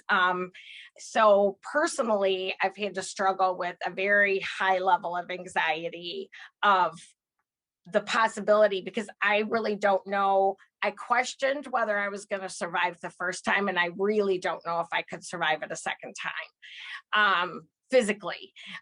So for me, I've had to really look at coping skills and caretaking that allows me to put that anxiety where I can, live my life, obviously very cautiously, but live my life, come to work, do my job, be in my unit, doing what I love.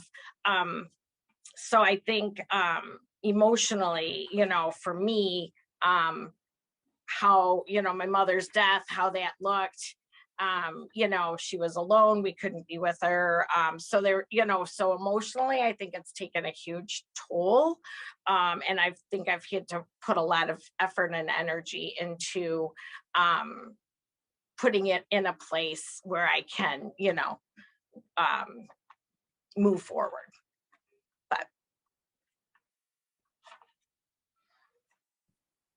Thank you for sharing that. I think you have to get back to what you enjoy doing somehow. Fortunately, I love being outside, so fishing, hunting, golf, anything like that I can do helps, just relax. The hardest part was not being able to be with family. And, because like everyone, that we've heard, the thing that you feared the most was bringing something home and giving it to someone else, and being responsible for your mother's or family members or loved ones' illness. So now, you feel a little bit better now that a lot of people have gotten vaccinated. You kind of pick and choose and stay within the groups that you develop, that you feel you trust. And so you develop some very close friends, and you limit yourself to those type of situations, and you try to be smart and still have some semblance of a life. And we've sat outside in the middle of the winter around a bonfire, just 6 feet away, saying hello everybody, and just talking and reconnecting. So that types of situation helps. I completely agree with kind of maintaining connections with people in your life. It's been so important. So we've been, fortunately, my mom is vaccinated, my grandma's now vaccinated, but previously, prior to feeling safer to kind of keep in-person visits to a small amount of people, there was a lot of, I was just very worried, especially with my daughter being in daycare, but trying to maintain that connection via FaceTime. My in-laws are all in England, which is a whole other story, but I'm so grateful for, we obviously haven't seen them. I'm so grateful for technology, and my daughter, who's been able to maintain connection and knows who people are on the other side of the pond because of this technology. We splurged on a Facebook portal, which is, it's kind of like a iPad on steroids, where it really allows for really good interaction with the other people on the other side of the screen. And then we bought my father-in-law one as well. So it kind of moves with you. So anyway, just trying to think of creative ways to maintain that connection. And then having the in-person connection when it feels safe, like with the very few specific people that are in our little pod from our family. Otherwise, trying to maintain connection with friends virtually, things like that. So that's been really helpful. And then again, spending time with my family, particularly my daughter, who just lives in the moment. So kind of brings me back into the moment, has been very helpful.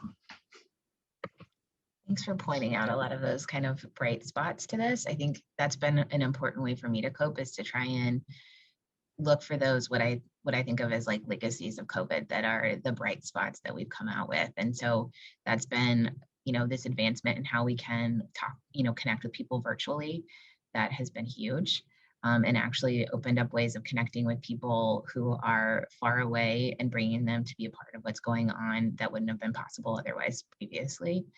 And, kind of as Emily has alluded to, I think that ability to provide that care to our patients virtually has been huge. And I know for a lot of my pediatric patients, especially, who have a lot of burdens trying to get into clinic appointments, just that ability to be able to meet them where they're at literally, as well as being able to see kind of a snapshot of what their life is like at home. And there's a difference when you can see somebody in their own environment, even if it's on a screen, as opposed to in, a sterile clinic room on our turf.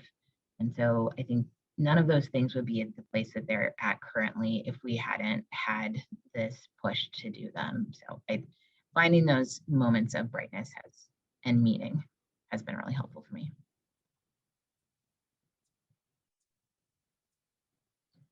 With the expansion of virtual medical care, there's also been an expansion of virtual mental health support, which is definitely needed during this time. So that has been what previously might have been inaccessible to a lot of people, has allowed for more people to seek out mental health support.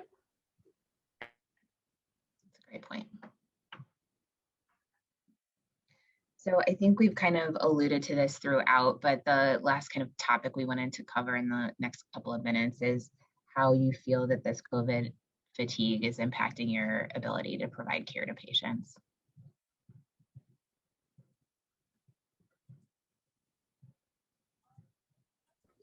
I think from the virtual perspective, the ability to put your hand on someone's shoulder, to connect with them physically has been a huge drawback. You know, we are used to seeing patients where you reach out and touch and assess them, and that is completely gone with virtual care.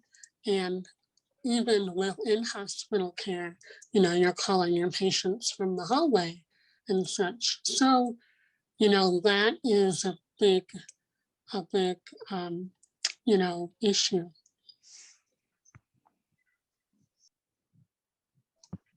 I agree with Emily there. You don't have the chance to be as personal as you want to, especially with the family, because they're not there.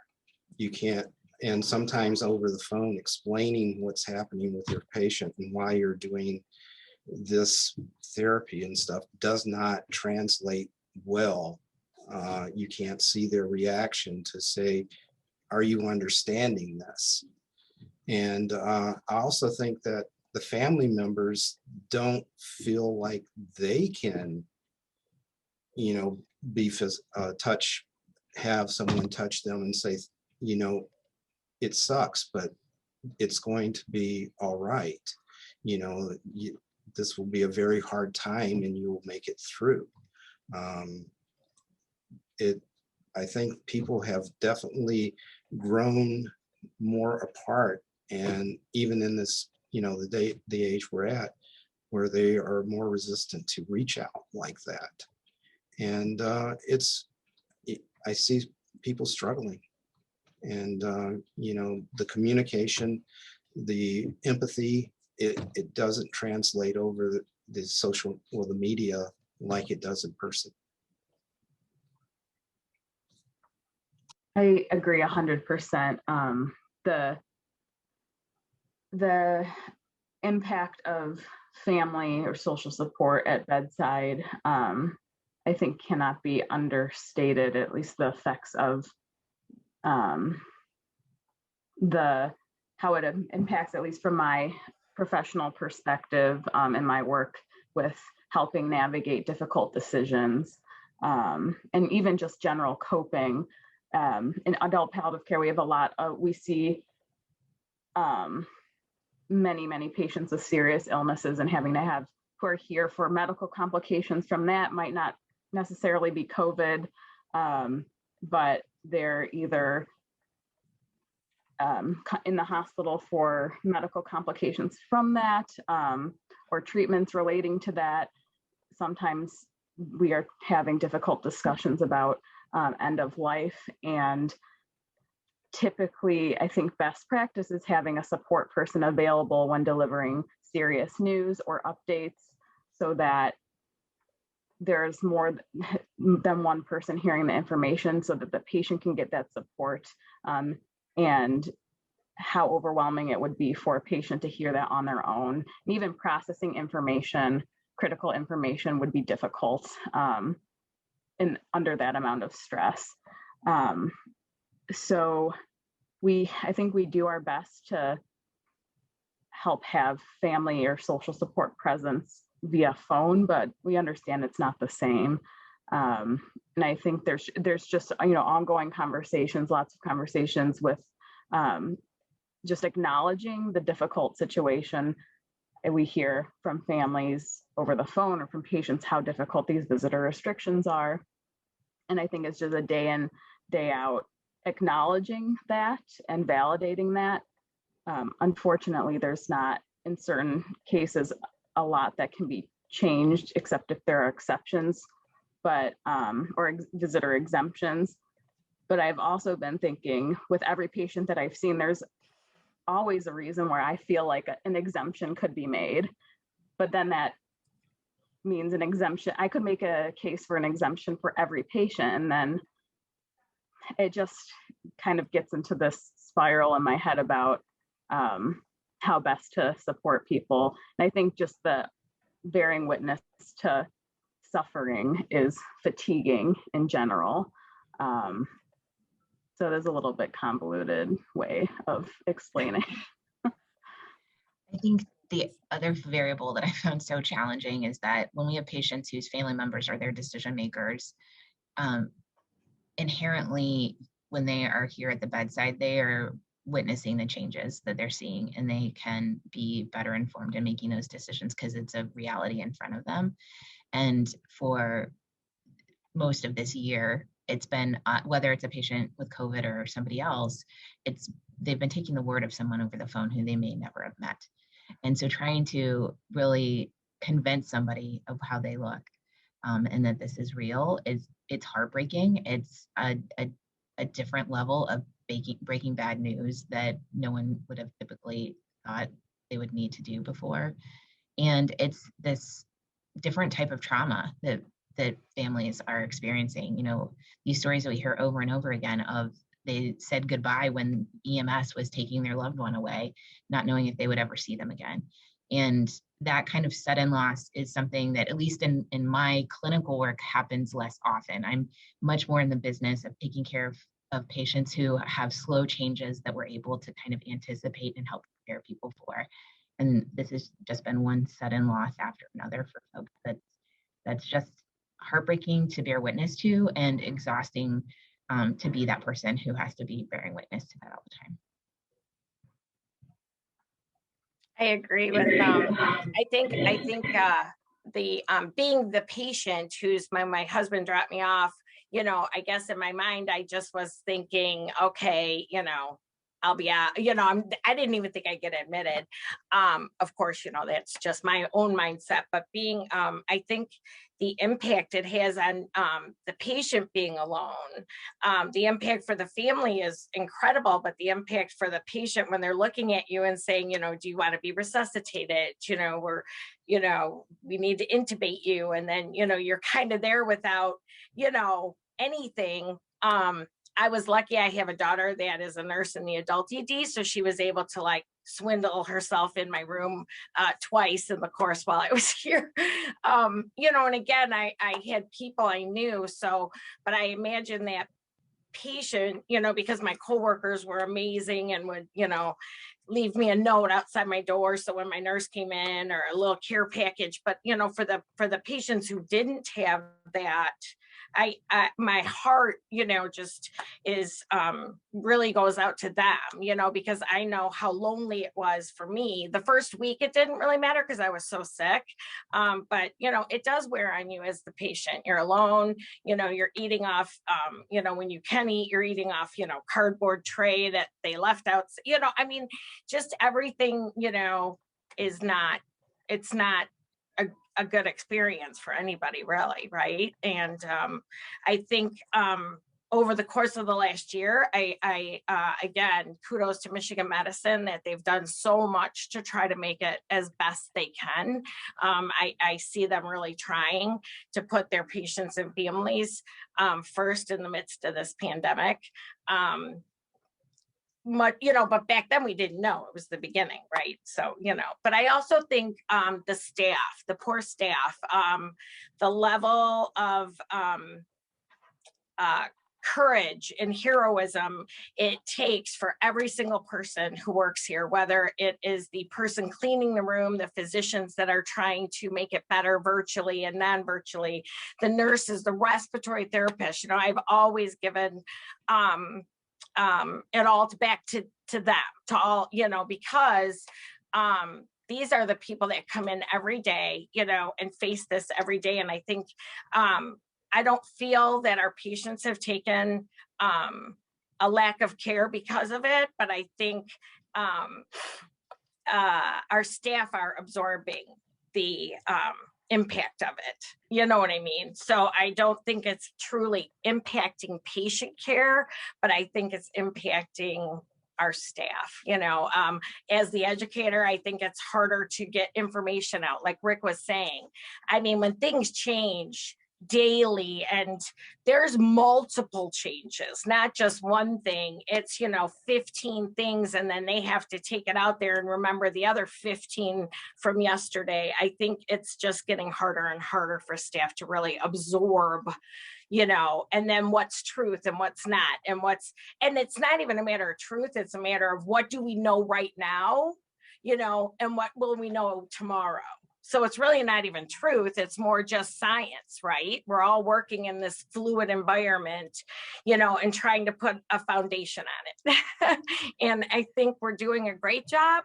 I think it does take its toll, though, on everybody involved. Absolutely. Thank you for highlighting, I think, all of those different ways that everyone has been impacted.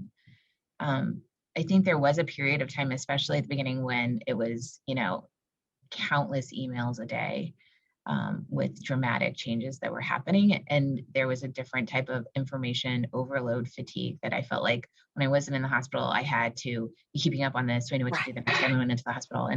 And it was like just constant, you know, couldn't sleep, the like exhausting trying to kind of process through all of that. And I think I got through a period of time where that adrenaline kind of waned and we had a little bit more of a sense of what was going on and you just started rolling with it. But while I really appreciate all of the efforts the institution has done to try and maintain that transparency, that was so key for us, especially in the beginning. And when there were other changes and the financial changes and all of that kind of thing, it still was really hard every time you had to dive into one of those big emails and try and wrap your mind around having to make other really big changes, either in how you're practicing or in your life.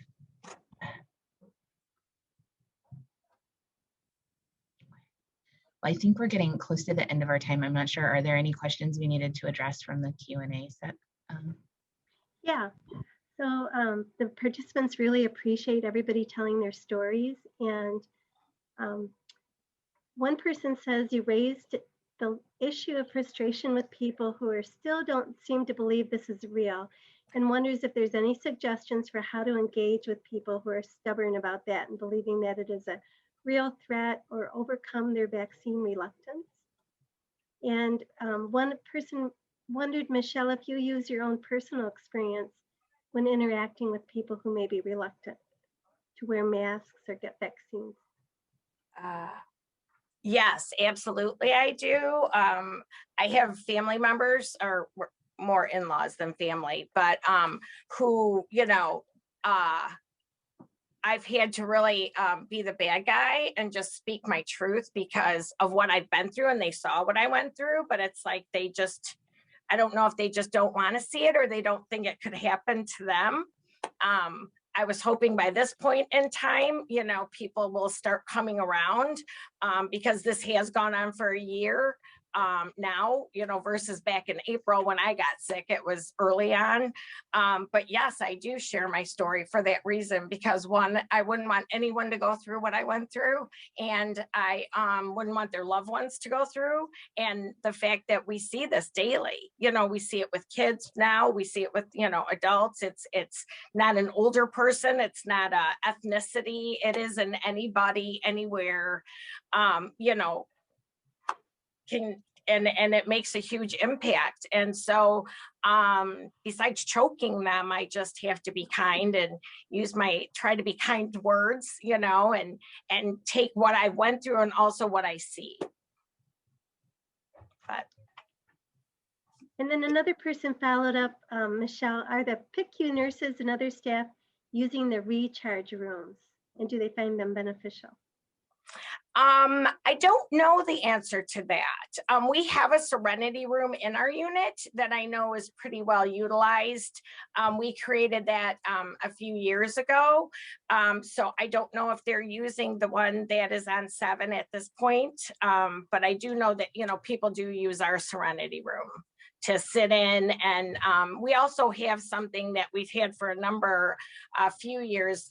We call it a cold lavender, but we don't really call it that. But our bereavement committee, when you just need to step away, where you can just tell somebody you need a moment, and then we make arrangements for them to step away from the bedside to gather themselves, And if they do have a death that really impacts them, we try to allow them to go home if the staffing allows, but we do try so they don't have to pick somebody up right away. So I can say that members of the Pete's Palliative Care team have been really appreciating the recharge. Yeah. Oh, good. So another person wondered how you help staff who are having difficulties use some of the resources that are available. We'll be talking about what resources we have later, but in the meantime, have you encouraged staff to use the recharge rooms or use the employee resilience office or any other resources that are out there? Very frequently, we bring it up in multi areas, our DMS, our, report, or we do wellness rounds, they can talk to somebody. So we try very hard to have staff utilize the resources given to them. Rick, were you trying to say something? Well, we have a fair amount of death in CCMU. That's an understatement. We had 6 in 24 hours during this. The chaplains and bringing Anna up have been fabulous. They, there's, besides a young child, the dogs probably, just totally love you. And, they make it like you're doing them a favor, but whatever, they're doing us a favor. And it gives us just a few minutes to slow down, take a breath. And, we've had some decompression. Well, I don't want to call it, debriefings from some of the really hard ones. But somebody will call the chaplains, they'll show up, and we'll have that. The social workers that walk through, they look at you and go, are you guys, maintaining some semblance of sanity? And, we have friends and coworkers that will look at you and say, hey, let's get a cup of coffee. How you been? All this stuff, that type of stuff. It comes back and just reminds you that there are other people there with you and they're going through the same thing, and you support each other. And there's always somebody back there that has your back if you take time to look back there and look for it. And sometimes you need a little reminder, but it's been great to have those services, and we would have fallen apart long ago if we didn't.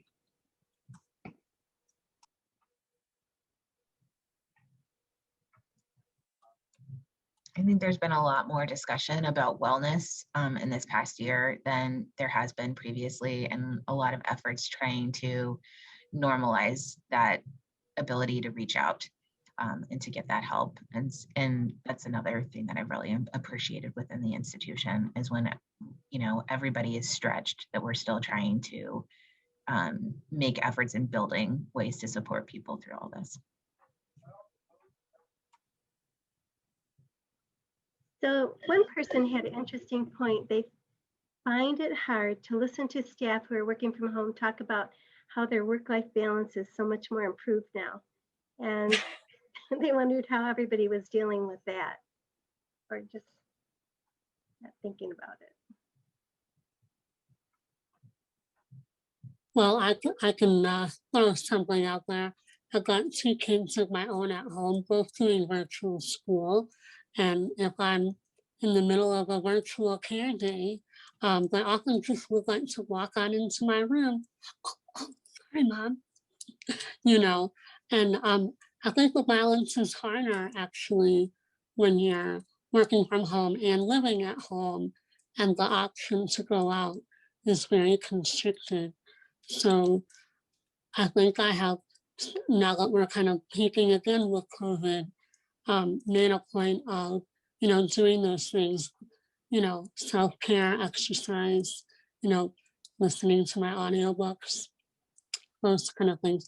Because it's harder when you don't have your team, close at hand, and you can't go somewhere and shut a door.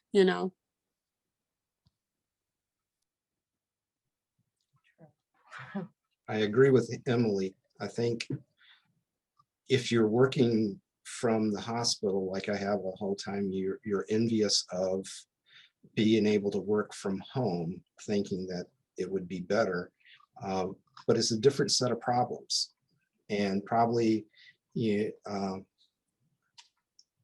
have to be very careful and not get too caught up in that and be so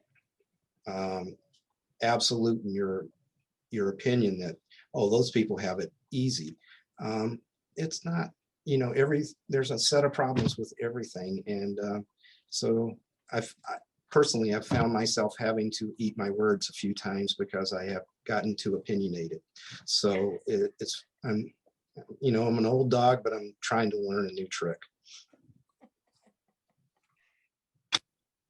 I have not done the virtual, I have not worked from home, but I have social work colleagues that have been, and I think just both situations are hard. I think we're all bearing witness to some kind of suffering one way or another in both roles.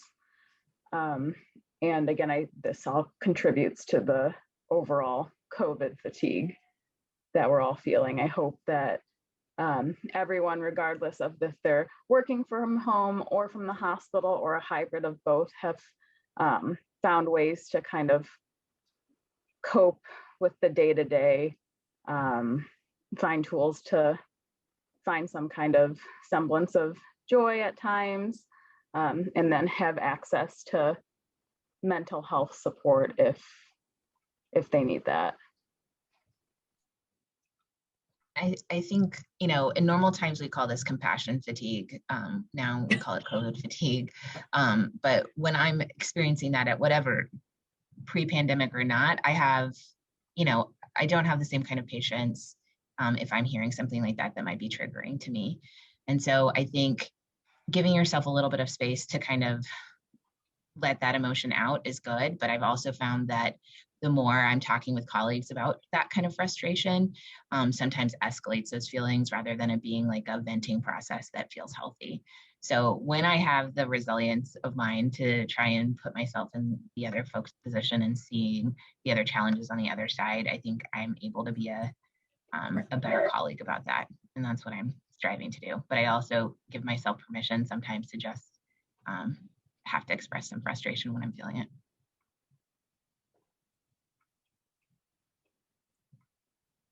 I think it's a matter of lending grace, no matter what the situation, to each other. And it gets old and it gets harder, the more fatigued you get. But I think if we all can, that simple thing that everybody's talking about now is being kind, and, but I always, say just to extend a little grace, and, it can go a long way, hopefully.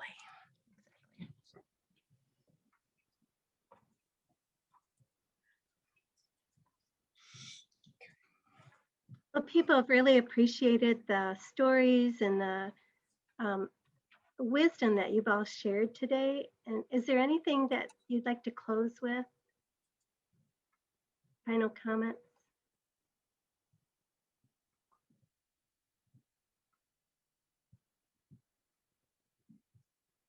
I think from my standpoint, I would just want to express gratitude, because I feel like being able to share this space with folks who've had very different experiences, but are all continuing to come to work, wherever that is, to care for our patients and care for one another, is what's gotten us through this. And so I really appreciate kind of that vulnerability to talk about those times that have been really hard and how we've handled that, in better ways and less effective ways. And how we can continue to move forward for this.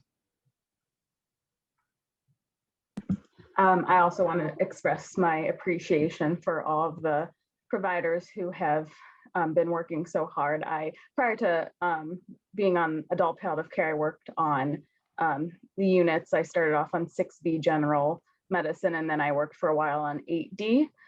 So I have so much appreciation for respiratory therapists. And I want to provide my condolences. I'm so sorry for people who have lost loved ones during this time. And I hope that as a social work professional with a background in mental health, I hope that people feel empowered to seek out extra support as they need it. Therapy can be very helpful. And again, I'll say a plug for virtual care has expanded. It's always difficult to kind of find a good fit, but with the expansion of virtual care, it's felt a lot easier to access these services than they maybe normally have been. I know from personal experience that it can be hard to make an appointment and then like have to drive to an appointment in maybe an inconvenient location and timing. So if someone is thinking about maybe I should look into this, it's a good time to do that. Well, it's a pleasure being here. You know, I keep seeing a lot of faces that I know from different aspects of the hospital, and the connections and also the shared experiences also help with everybody. You know, my condolences, or I'm sorry for your loss, or just that it doesn't really fit what you're feeling, but there's not a really good way of expressing it otherwise. And we've seen a lot. Some of our have experienced a lot through our families, and you know, I'm blessed that I don't have that. I haven't experienced that from COVID. So, but like I said, you feel for the families that have, and you feel for the people that have put themselves in the line and you know, are still in the line, and it's, you know, they haven't had a vacation, they haven't done this, and you know, it's like, well, you can't go anywhere, so you do a staycation or something. But this is actually beneficial to us also, talking. So thank you. I just want to say it's been an honor and a blessing to share this platform with these amazing people and with all of you. So thank you.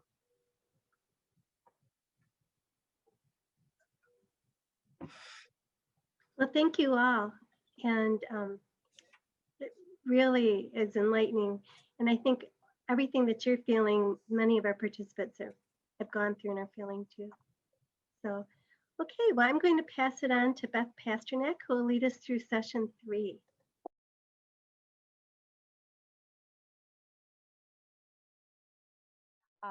Welcome everyone. My name is Beth Pasternak. I am a nurse on the Stepping Stones Pediatric Palliative Care team here at Mott, and I'm very excited to be able to introduce our 3rd session for our webinar today, titled Hope and Caring Strategies for Our Health. We know that healthcare workers and community members are facing challenges like never before due to the COVID-19 pandemic. A great deal of focus centers on obtaining needed personal protective equipment to protect the physical health of clinicians and staff, but equally important are resources to protect their mental, emotional, and spiritual health.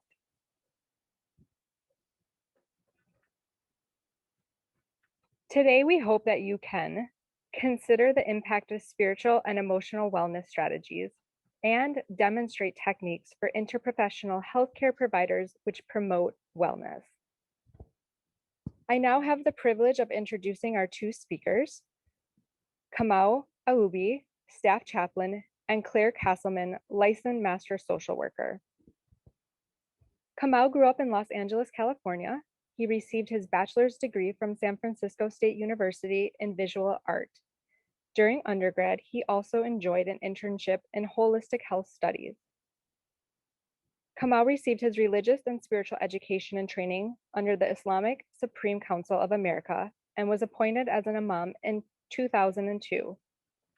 He received his clinical pastoral education at Beaumont CPE Center in Royal Oak, Michigan. Before serving at Michigan Medicine, he worked as a staff chaplain in adult palliative care and in a cardiac progressive care unit. Kamal loves sharing principles and practices of peace and meditation for all ages. Claire is a senior social worker in the complementary therapies program at the University of Michigan Rogel Cancer Center. She teaches self-regulation techniques such as guided imagery, mindfulness meditation, and breath work, and facilitates the meaning-centered psychotherapy groups for persons with advanced cancer. Her professional experiences as a hospice spiritual care provider, a medical social worker, and an oncology psychotherapist deepen her appreciation of the vulnerability and resilience of the human spirit. I am thrilled to turn this over to Kamau, and please remember to communicate and ask any questions using the question and answer feature. Thank you.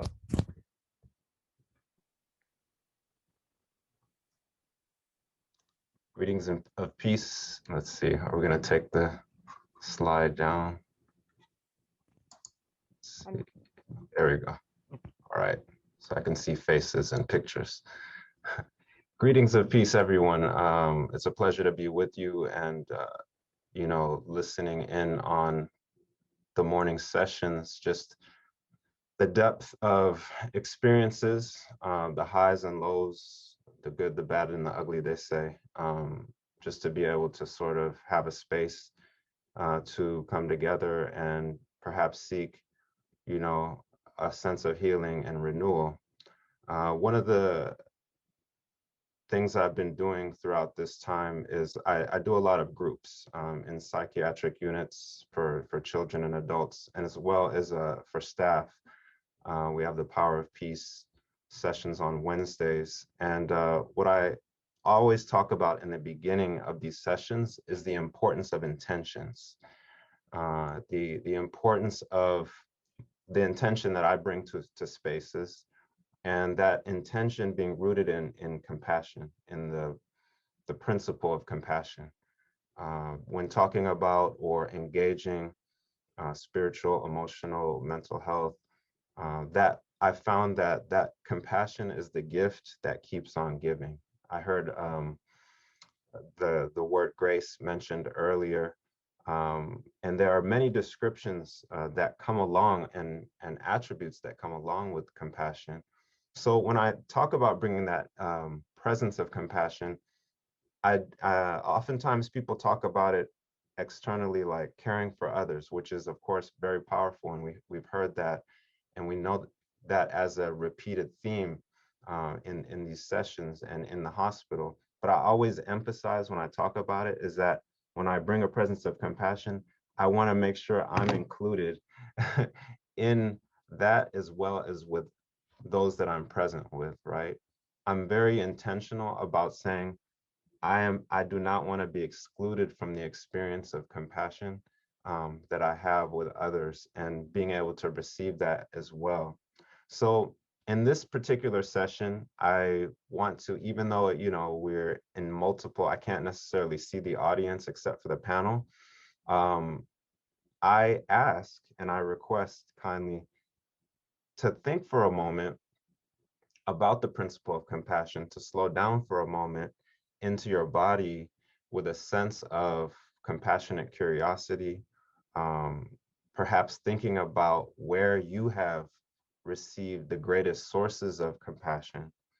Might be a spiritual relationship, might be family relationships, could be pets, animals, might be your connection with nature, with the water, the connection with trees, the connection with the sun or the stars.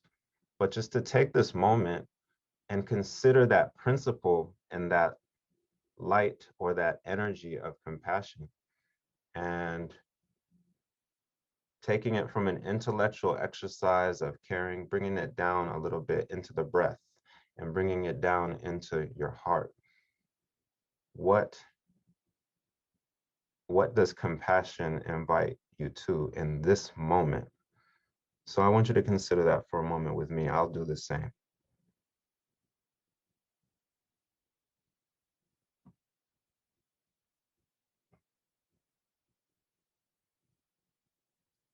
Excellent. So there might be, as you reflect, a word or an image that comes up for you. Oftentimes when I do this exercise for myself in groups, I will get what I might call like an upload or a thought for the moment that compassion reminds me of. In this particular moment, compassion reminds me of hope. Compassion reminds me to hold a space in myself of hope. So what I ask of you to do, if you've gotten your upload or an image or a thought related to compassion, is to put that in the chat. Take a moment and just type that in the chat as you took a moment to breathe for a moment, to be settled, to reflect. What did compassion remind or invite you to, or what does it remind or invite you to in this moment? Just say it or put it on out there in the chat.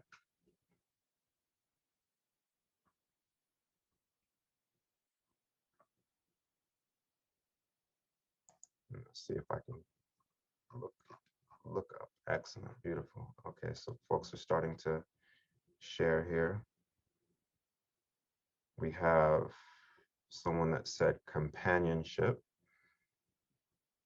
Beautiful.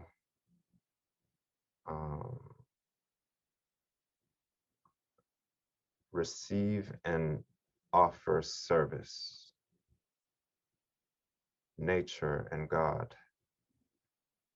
Caring and empathy. Stillness. Not feeling alone. Understanding. Thank you. Serenity. Hugs. Understanding and being non-judgmental.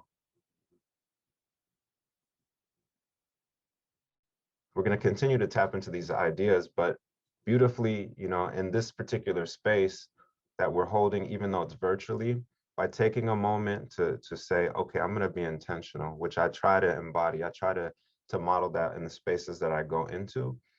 This idea of bringing out the intention and unpacking compassion in a way that is in this moment, right? So I'm going to keep this simple, but I want it to be continuously, this short amount of time that we're together, to be, you know, experiential in this way, and to consider that in a traditional sense, intention, or from the traditional knowledges, intention has three principles.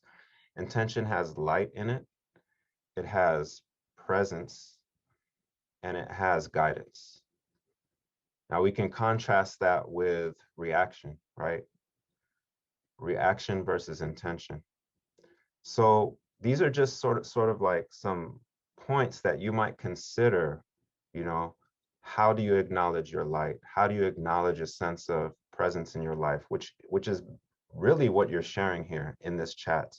Blessings, belief I see here, kindness, you know, these attributes that banner of compassion, or that umbrella, or that you could even say womb of compassion, has within it all of these other qualities that make up this gift that keeps on giving, this gift of compassion. So this is when I go into spaces, and you can take this to into different spaces. It could be in the home space, could be in the workspace, could be in the respite spaces, this toolkit of, okay, what is this intentionality and what is this compassion calling me to? So on another level, often what we get into in the groups that I run, so we set that tone, we set that intention, and we talk about spirituality on the spectrum of awareness and meaning. So you've already slowed down, you're starting to relate these qualities, you're starting to remember these qualities, and observe within your inner space that what qualities are important in this moment? What do I need as a human being in this moment? And how does addressing that awareness of that need affect the way that I relate to others, affect the way that I relate to the bigger picture? So when we talk about awareness and spiritual health, are we able to take time to nurture this bigger picture of what compassion is about? As we said, it could be like a bigger connection to nature, a very intentional connection to nature. What kind of memories in the midst of the difficulties of the pandemic, in the midst of all of these frayed ideas and struggles and societal struggles, can we still savor enough time or witness enough time to like witness those white clouds, those tiny white clouds, for example, in the blue sky, and to just take a moment and connect and be grateful and soak in the beauty of given moments throughout the day. So meaning, now that we talked about compassion, awareness, we go into the realm of meaning. And I've heard that mentioned as well, these different aspects that people have woven in to these conversations about what we're finding most meaningful and where do we have it in our, in our realm of influence to connect with the realm of meaning. Oftentimes, what I do to initiate a sense of meaning is I work with names. So my name is Kamau, and it's Kamau. It's like Maui. A lot of people have mispronounced it over the years. They skip the A and they say Camus, which is, I think, a philosopher, but that's not my name. My name is Kamau. And Kamau, it's like Maui in Hawaii, then it sounds like that. But the meaning of Kamau is quiet warrior. Quiet warrior. It's a Kenyan name. And my parents, they were very intentional in giving me my name. It also means to be concerned or protect in Japanese. It's not a name in Japanese, but it's a word that means to be concerned and protect. So I have this Japanese stream of meaning. I have this East African stream of meaning, and I take in the meaning of my name. So I ask people, what's the meaning of your name? Do you know? And if you don't know, how about if we go ahead and look that up? So we don't have time to do this exercise per se, but it's a homework quote assignment to go ahead and do. If you don't know the meaning of your name, just to think about, what that meaning is. Go ahead on Google and look it up and see if it matches with an aspect or a quality that is important to you. So when we're thinking about meanings, what qualities are important to us to embody or to experience repetitively, like compassion, for example, like kindness that has been mentioned, and that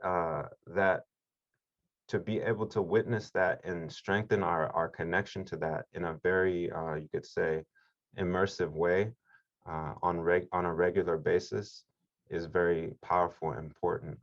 And that is perhaps something as a society we're really wrestling with. And it's okay to just, compassion gives us space for us to wrestle with perplexity.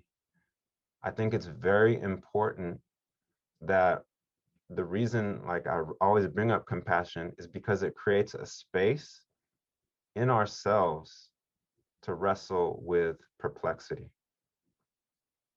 and to be open to inspiration.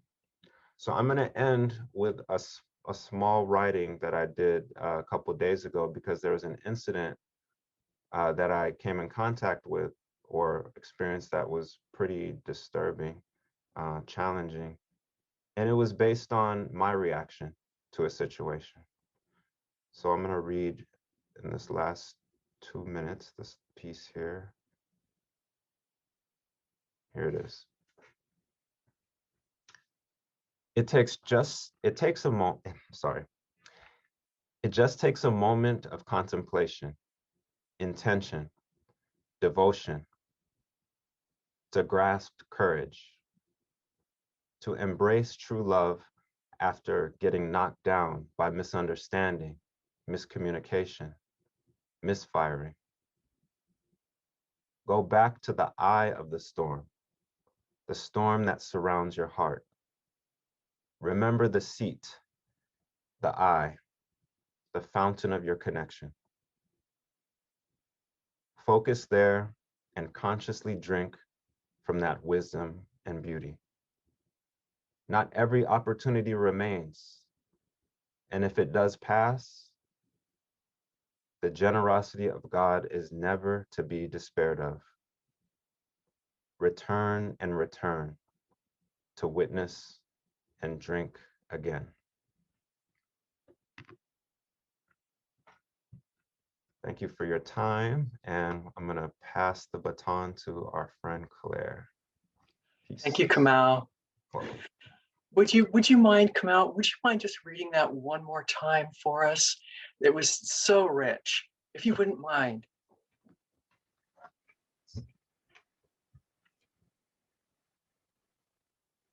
It just takes a moment of contemplation, intention,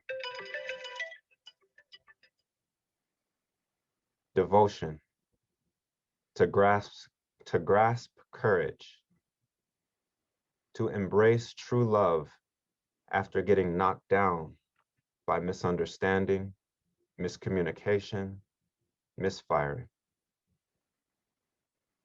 Go back to the eye of the storm that surrounds your heart. Remember the seat, the eye, the fountain of your connection. Focus there and consciously drink from that wisdom and beauty. Not every opportunity remains, and if it does pass, the generosity of God is never to be despaired of. Return and return to witness and drink again. Thank you. Thank you. Return and return again. How do we do that? And how do we find that which is within us or available to us somewhere to stay in it, to return and return again?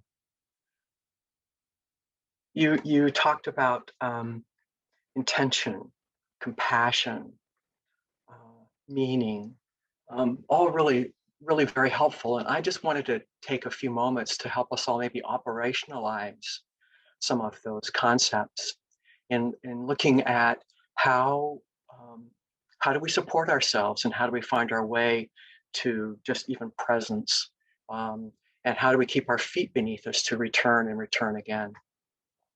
So I would invite each and every one of you just into a very simple moment of, here's the assignment. Find your feet. Just take a couple of moments. Can you feel your feet right now? Maybe they're grounded on the floor. Maybe your feet are up for a well-deserved break. But find your feet. Send your awareness into your feet right now. Maybe they're cool, maybe they're warm. But what do you notice? What are the characteristics or what are the sensations in your feet? Perhaps they're in contact with something firm and strong. Something that is itself in contact with the earth. And see if you can send your breath into your feet.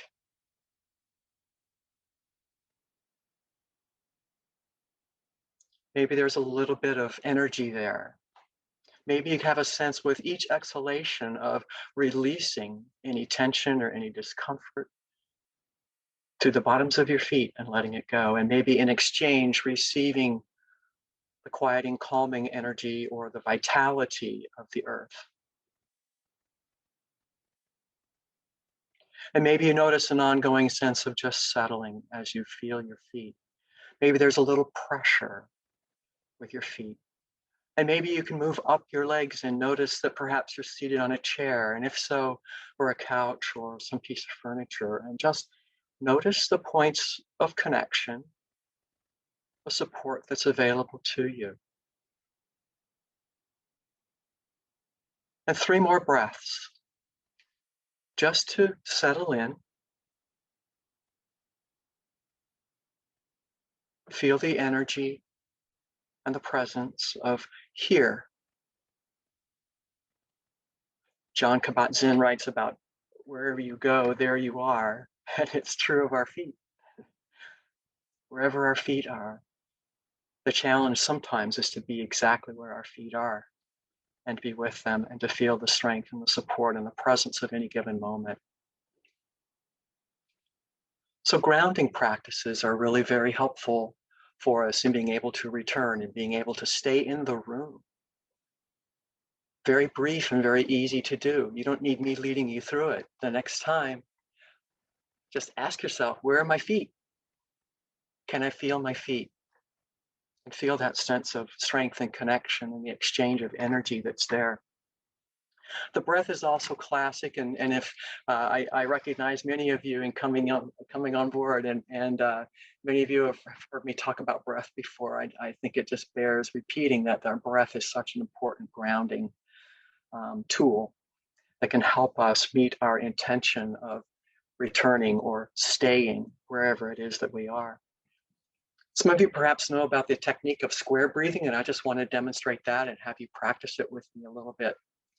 Square breathing is basically just visualizing a square. And if you start in the upper, let's start in the upper left-hand corner of the square. And as you move across the top of the square, I'm going to count to 4. You can use any count that you like. But inhale as you go across the top of the square. And then as you go down the side of the square, don't inhale or exhale, just wait or pause. And then exhale as you go across the bottom of the square. And once again, pause as you come up the left-hand side of the square. So let's begin in the upper right-hand corner with just an inhalation. Inhale, 2, 3, 4. Pause, 2, 3, 4. Exhale, 2, 3, 4. Pause, 2, 3, 4. One more time. Inhale, 2, 3, 4. Pause, 2, 3, 4. Exhale, 2, 3, 4. Pause, 2, 3, 4. When we focus on our breath, we're tapping into a power that is both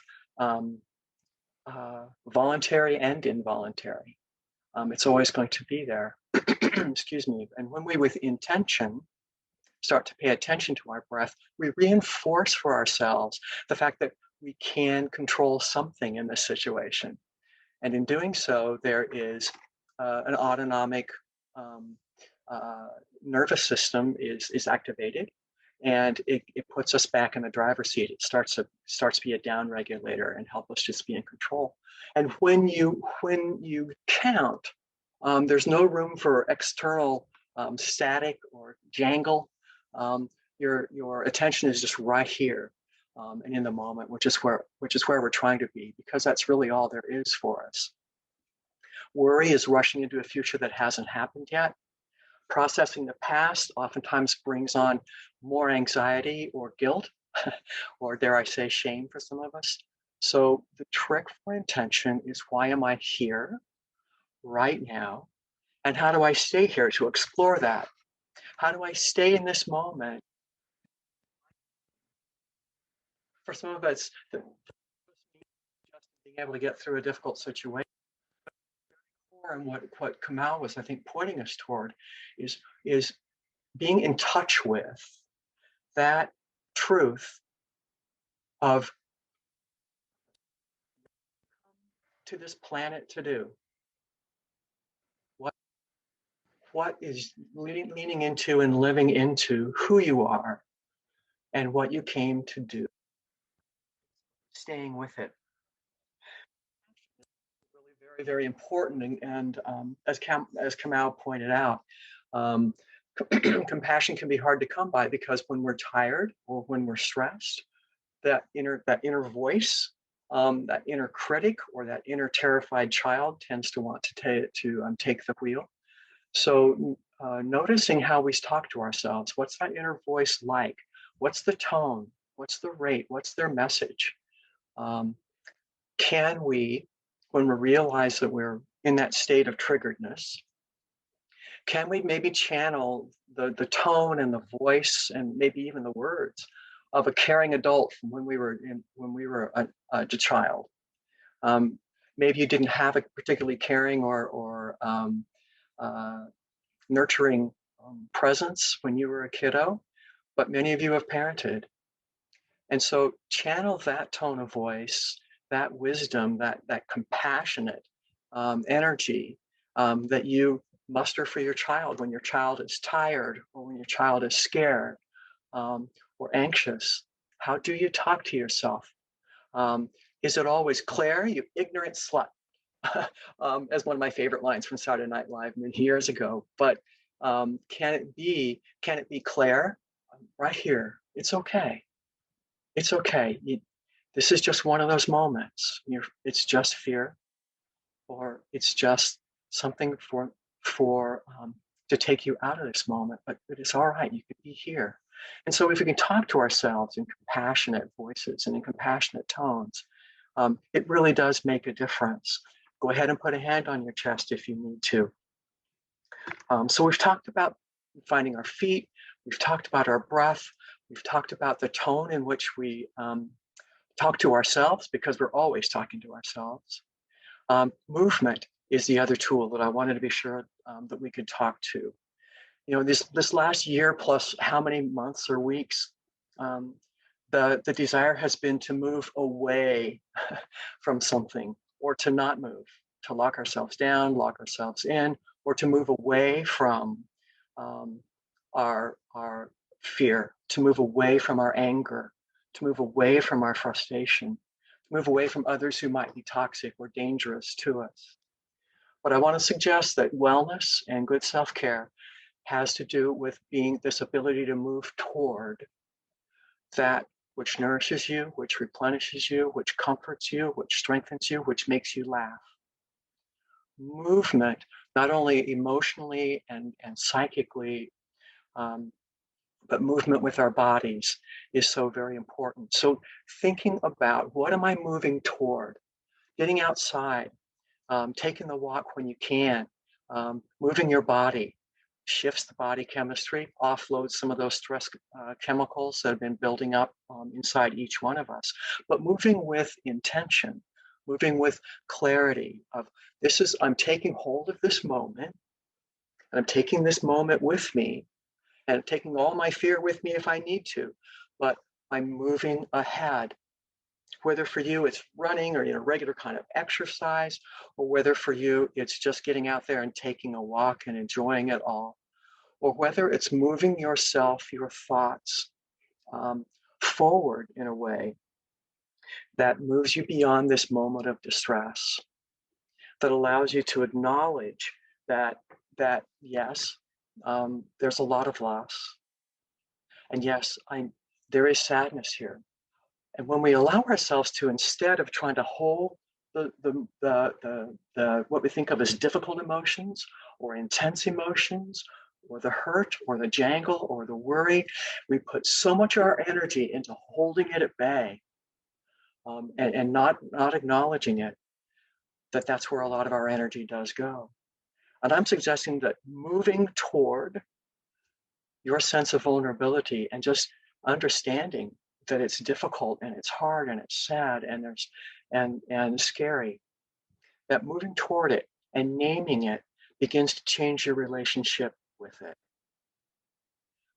We move into this place of compassion for ourselves and understanding that it's just part of being a person. So moving toward that which we try to hold at bay, it doesn't have to be on your shift, it doesn't have to be while you're working, but taking and finding the time, as Kamau said, to just make that time for ourselves, and making that time for ourselves to move into acknowledging how difficult this is, whatever your difficulty may be, helps us embody this sense of meaning. I am. I am feeling this way, but I am not that way. I'm not my feelings. I'm not my thoughts. But I am seeing it, I am feeling it, and I'm releasing it so that I can be less encumbered to move ahead in finding my own sense of meaning. So I'm going to stop. And where are we, Beth? Thank you both for taking the time to share that. I want to be mindful of time and certainly wish we had more of it. We thought that we would open it up for a few questions at this time. If there are any, feel free to put them in the Q&A box. And then we'll come back together and have a chance for both Kamau and Claire to share some kind of takeaways, key points that we can reflect on before moving on to the next session. And I do want to let you know that we are willing to share our slides. There will also be additional resources that will be posted on the website for you to reference after the webinar. I'm going to pull up our questions.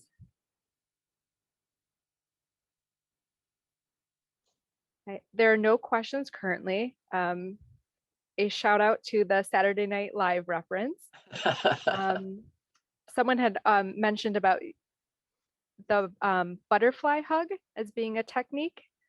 Yes, yes. That and it's some people call it the butterfly hug. Some people call it there's a whole technique called havening.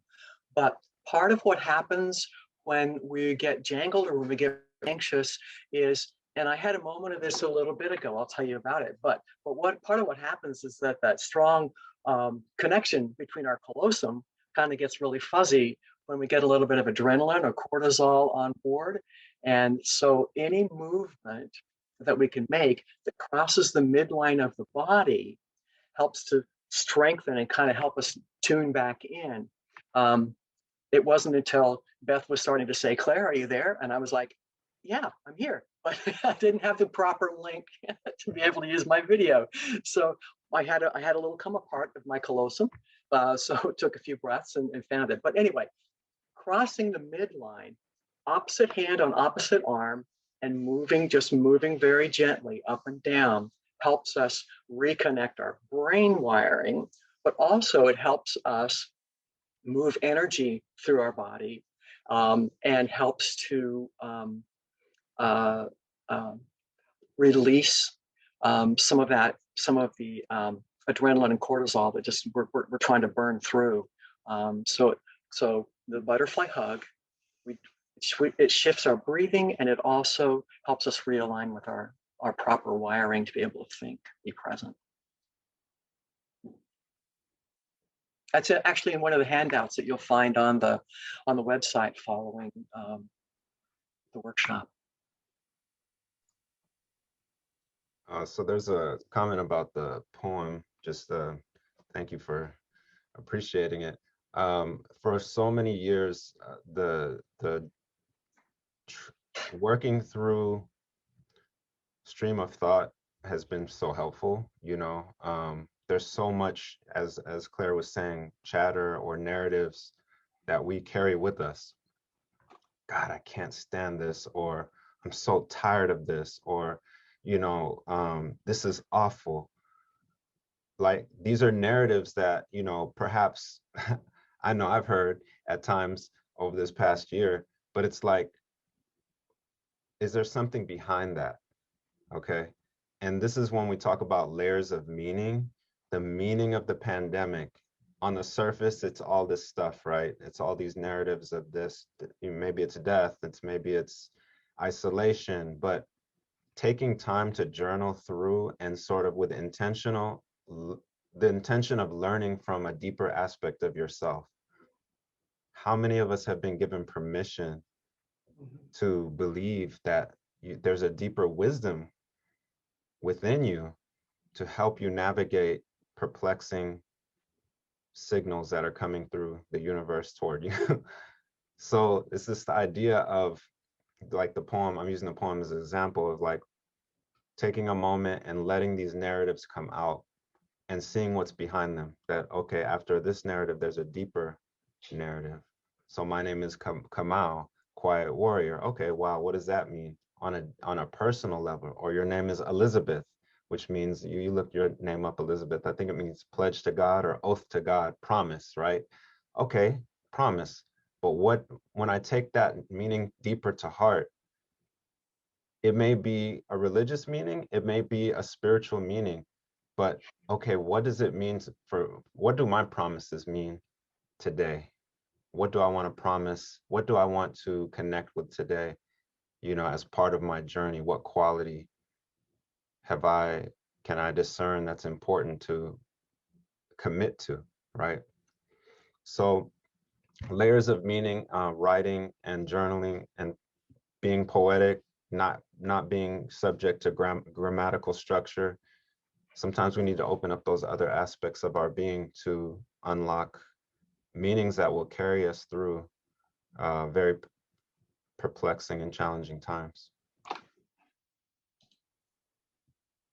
Kamau, there was one question about wondering if you would be willing to share the origin of the poem that you read and shared with us.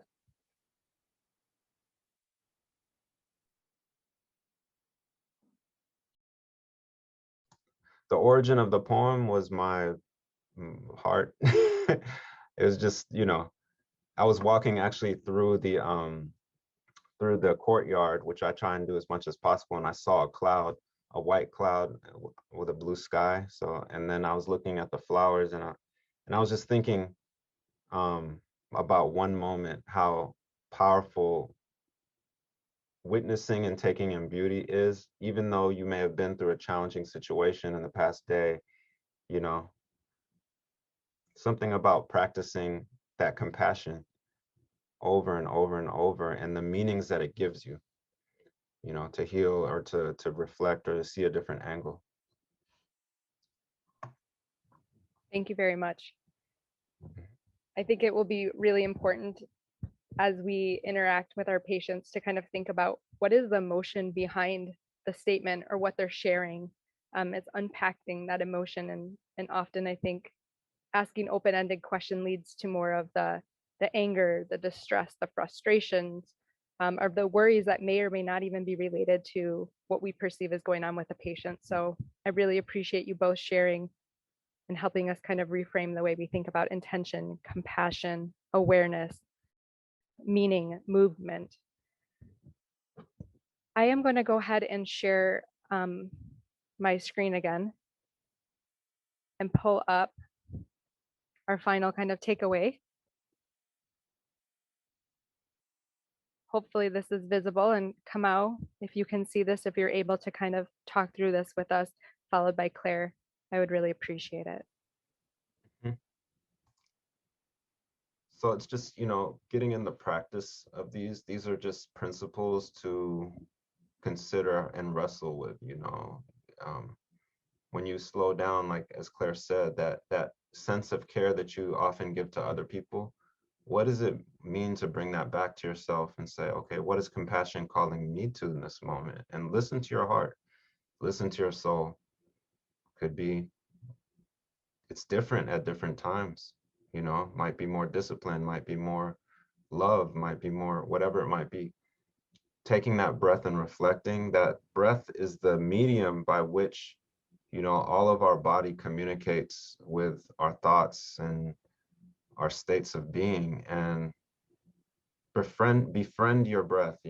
Sometimes I ignore my breath and I'm like, what am I doing? And I just have to come back and reorient myself. Can you perceive a wisdom in the moment?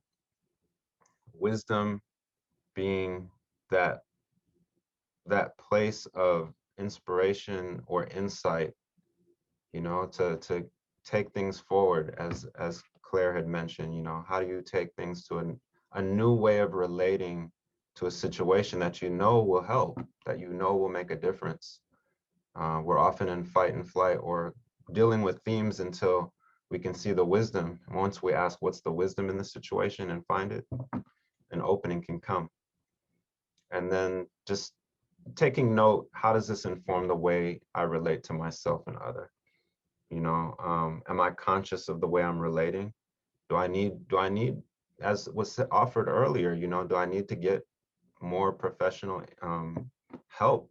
Do I need to find a support group? Do I need to go to a meditation class or get more involved in my spiritual community in life, you know? So just taking that information from your experience toward, you know, a healthy destination for yourself and for your relationships. Thank you.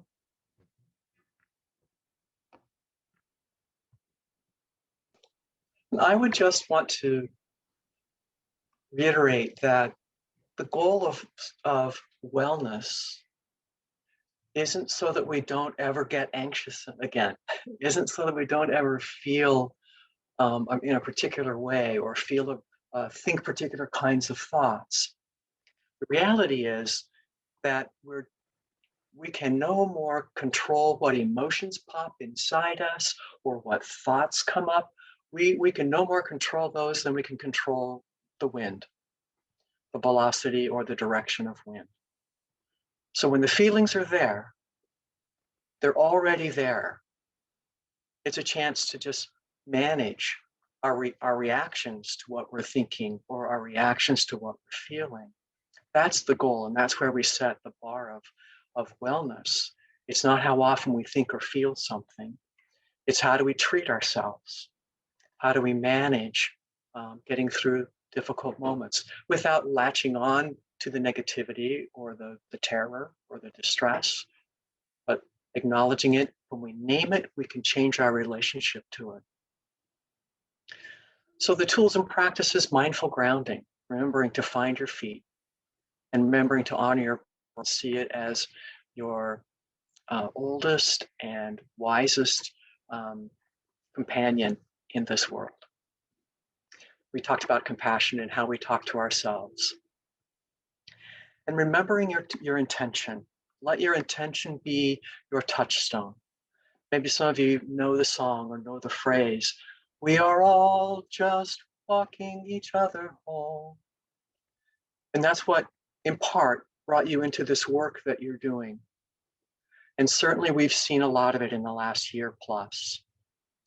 Our intention is to be here, to be present, to just walk each other home in any metaphorical sense, and sometimes in literal senses.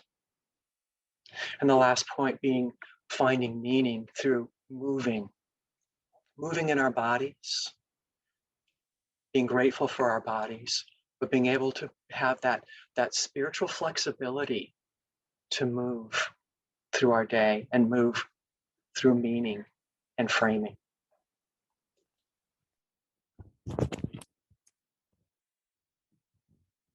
Thank you very much.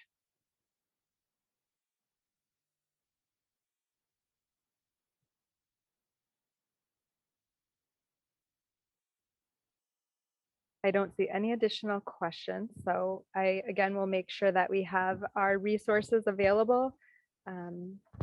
Please feel free to reach out. There were emails on the slides. You can page us, you can stop us in the hallways, but we're certainly here to help you walk through your journey. I just emailed a copy of the poem to you, Elizabeth, so it could be posted wherever you're going to post the other information. And every week, 12 to 12:30 on Wednesdays, we have the Power of Peace. There's a Zoom link.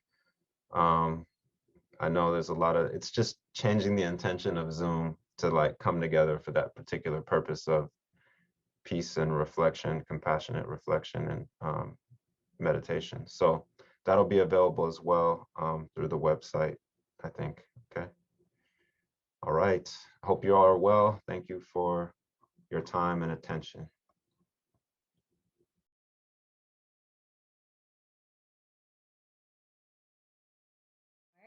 Thank you, Claire and Kamau. That was I enjoyed it, especially with my loud kiddos in the background, trying to take a moment of quiet. So for session 4, I'm just going to share my screen real quick. For session 4, we are going to be reviewing the COVID toolbox and resources. I have the privilege of introducing our next speakers. This will be the final session. Before I say who we have, I just wanted to go over what our objectives are. So we will be identifying the available resources to assist healthcare professionals with development of resilience during the pandemic. And the participants will be implementing the resilience strategies to address COVID fatigue using an individualized toolbox of resources that we will be creating together today.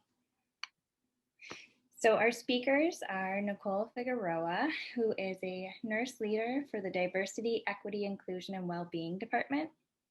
Reverend Bruce Paul, who is a chaplain at U of M or Michigan Medicine since 2016. He has also been endorsed as a chaplain by the 242 Community Church.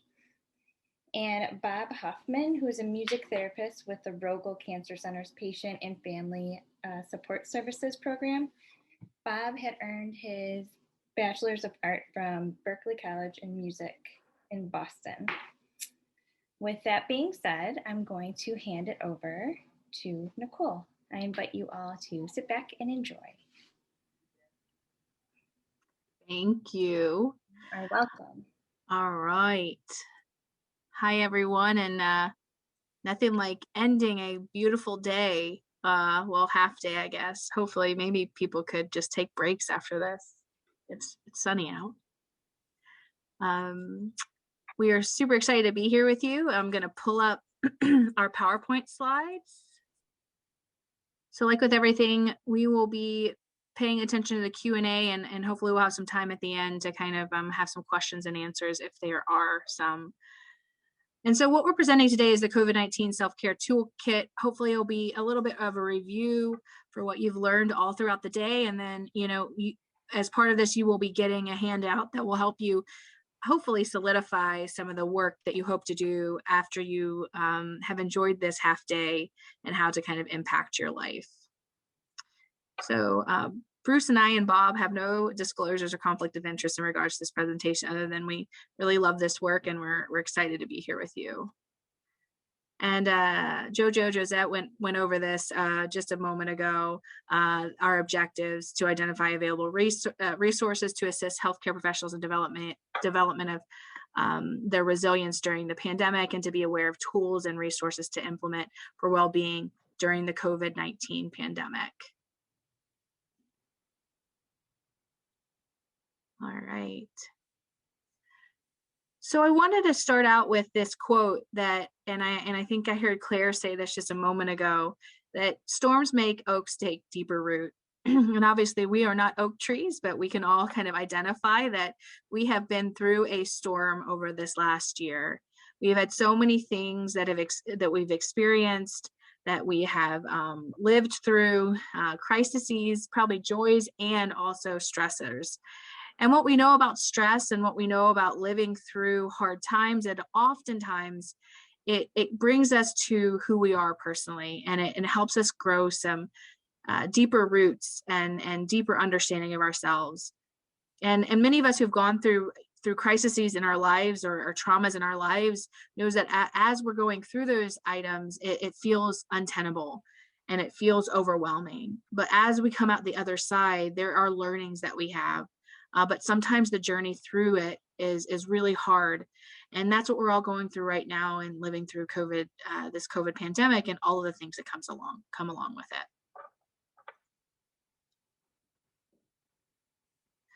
So I'm sure you've had many speakers speak about this, but what we know about burnout and well-being is that obviously we know that prior to COVID-19, we had a infrastructure in which many of our healthcare providers, nurses included, were burnt out. Nearly 50% of all clinicians had scores around burnout. And so we know that this is not just a new thing. This is something that's been exacerbated by living through this pandemic. And so, I won't belabor the point, but it's a time for us to kind of get grounded as an institution, and also as individuals around what do we really need and how do we need to kind of change our behavior to help us move and move into thriving after living through this experience. And we also know that looking at burnout, compassion, fatigue, and everything also affects our patient outcomes, as well as our financial outcomes. And sometimes financial outcomes are very important for us to speak through around if when people leave, it does have an impact on the institution.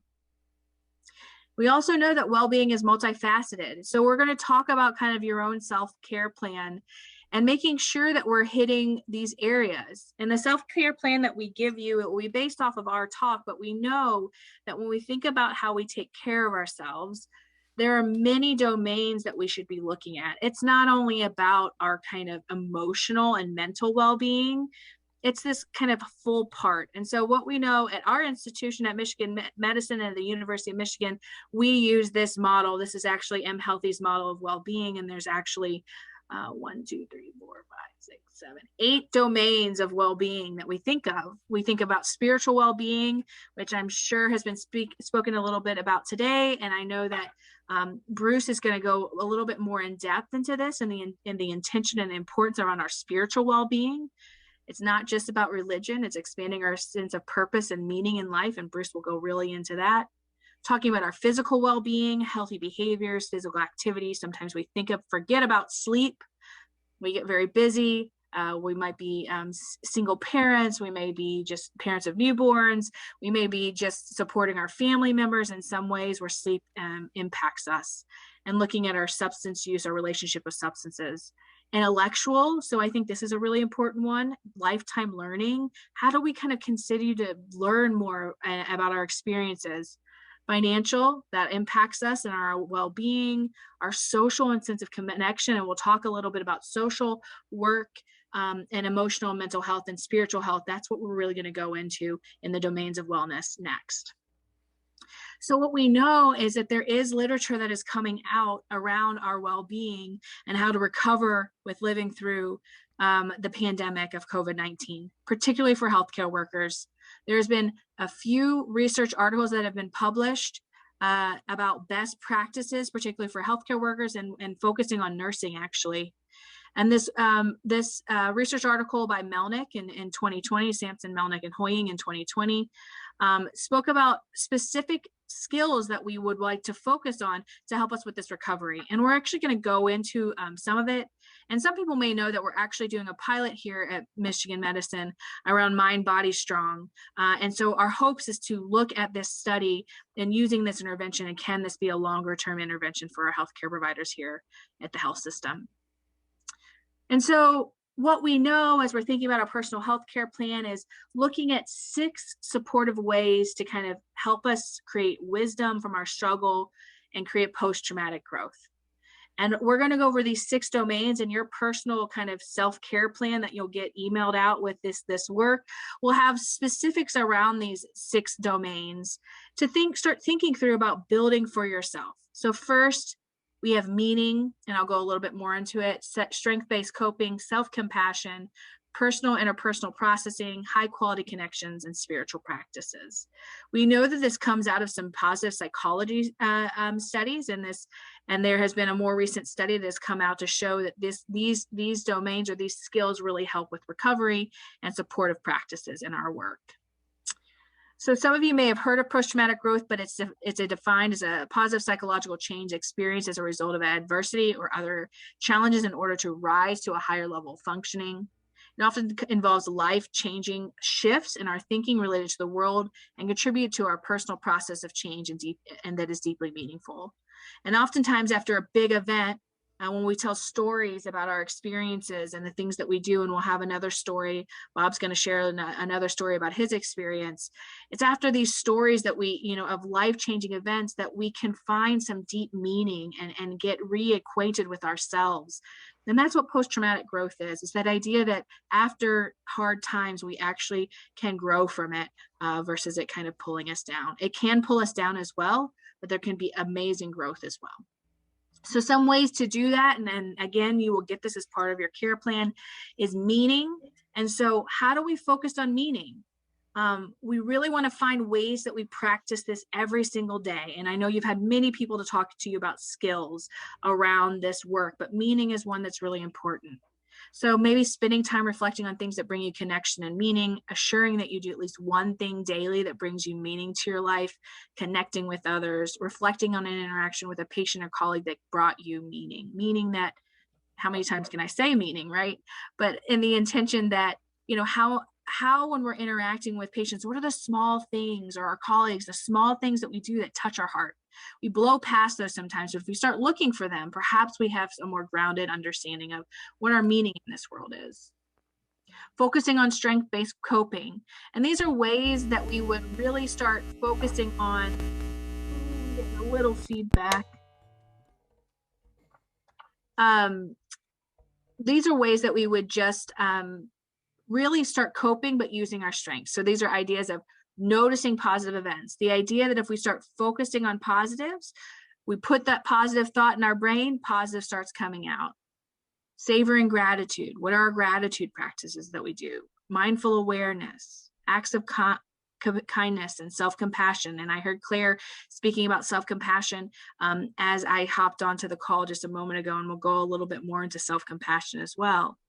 And so self-compassion, what you know and what you've heard as well, just to reinforce it, it helps decrease depression and stresses and the struggles of life.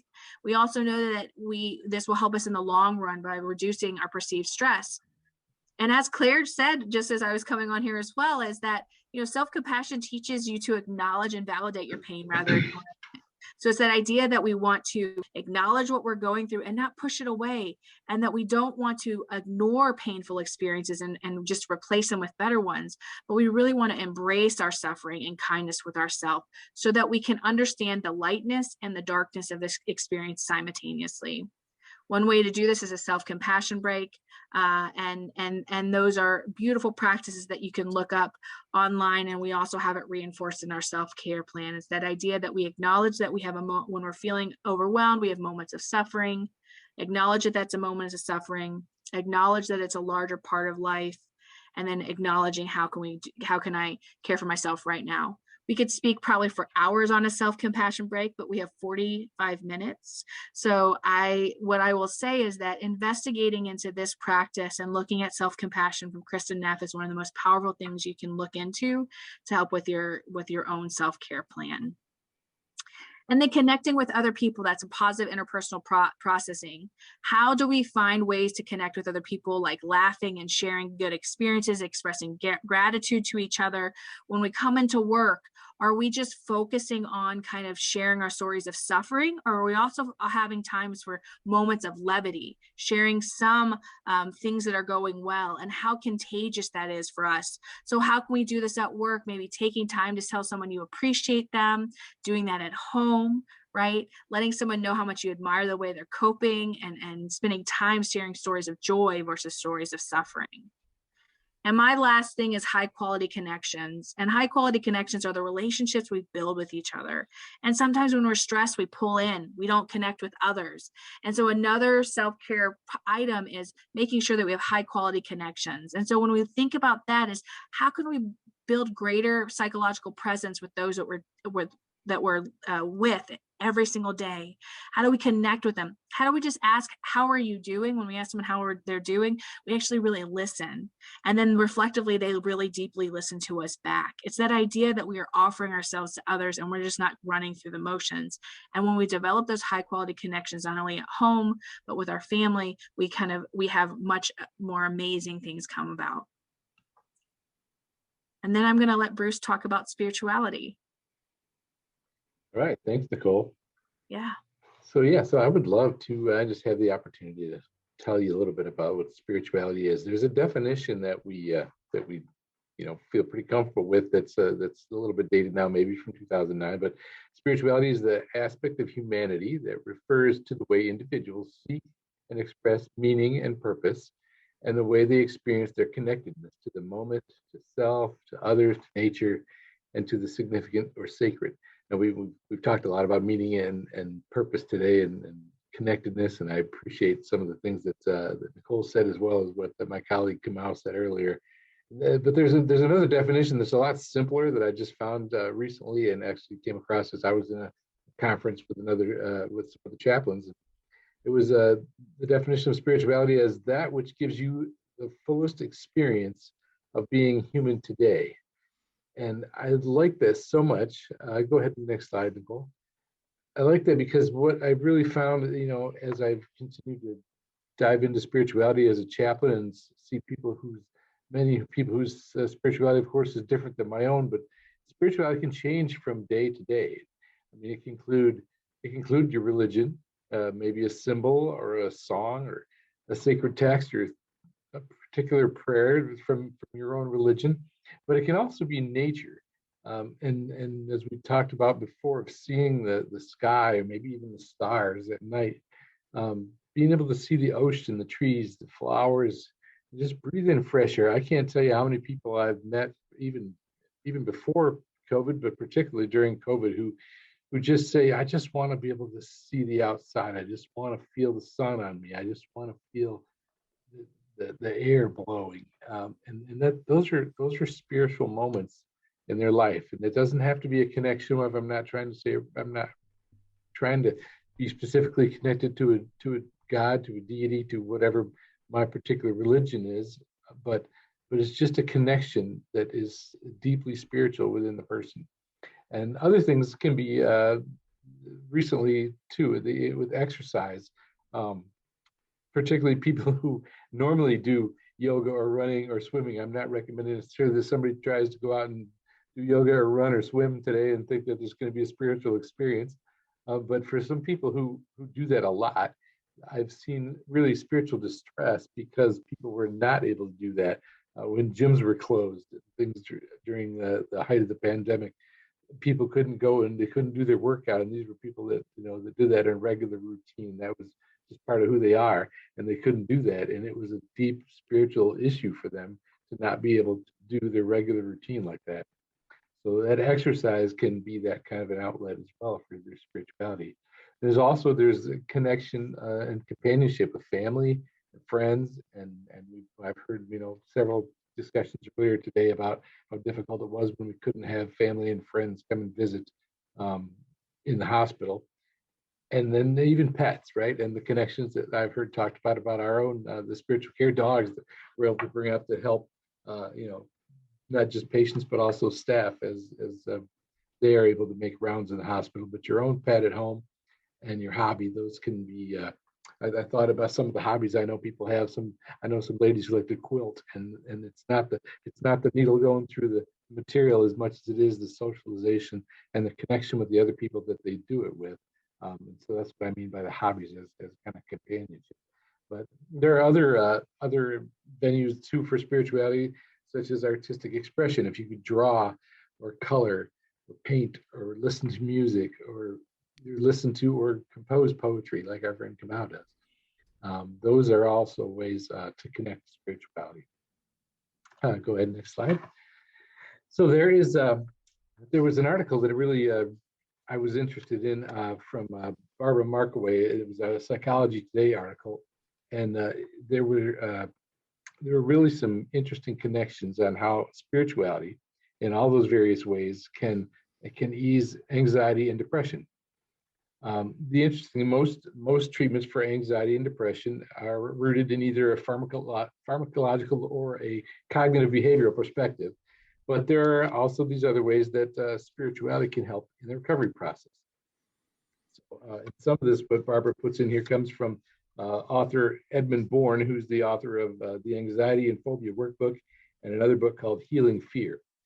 So he says, first, number one, you can feel more hopeful through your spirituality. If you have a belief in something, and that's not just wishful thinking, but able to have a belief in something where you're able to hold on to the idea that positive change can occur, that can have a significant effect on being more hopeful. There was a Dartmouth Medical School study of 232 patients over the age of 55 who were undergoing cardiac surgery, and the study found that patients who gained their strength and comfort from their spirituality, from their religion, and they essentially had much more hope, and they survived longer in the study than those who had the same surgeries but did not have those kind of connections and hope. The second way, you're open to new ways of handling anxiety and depression. So there was another book from Larry Dossey that said prayer is good medicine. He wrote that more than 130 controlled laboratory studies show in general that prayer or prayer-like state of compassion, empathy, and love can bring helpful changes in many types of living things, from humans to bacteria.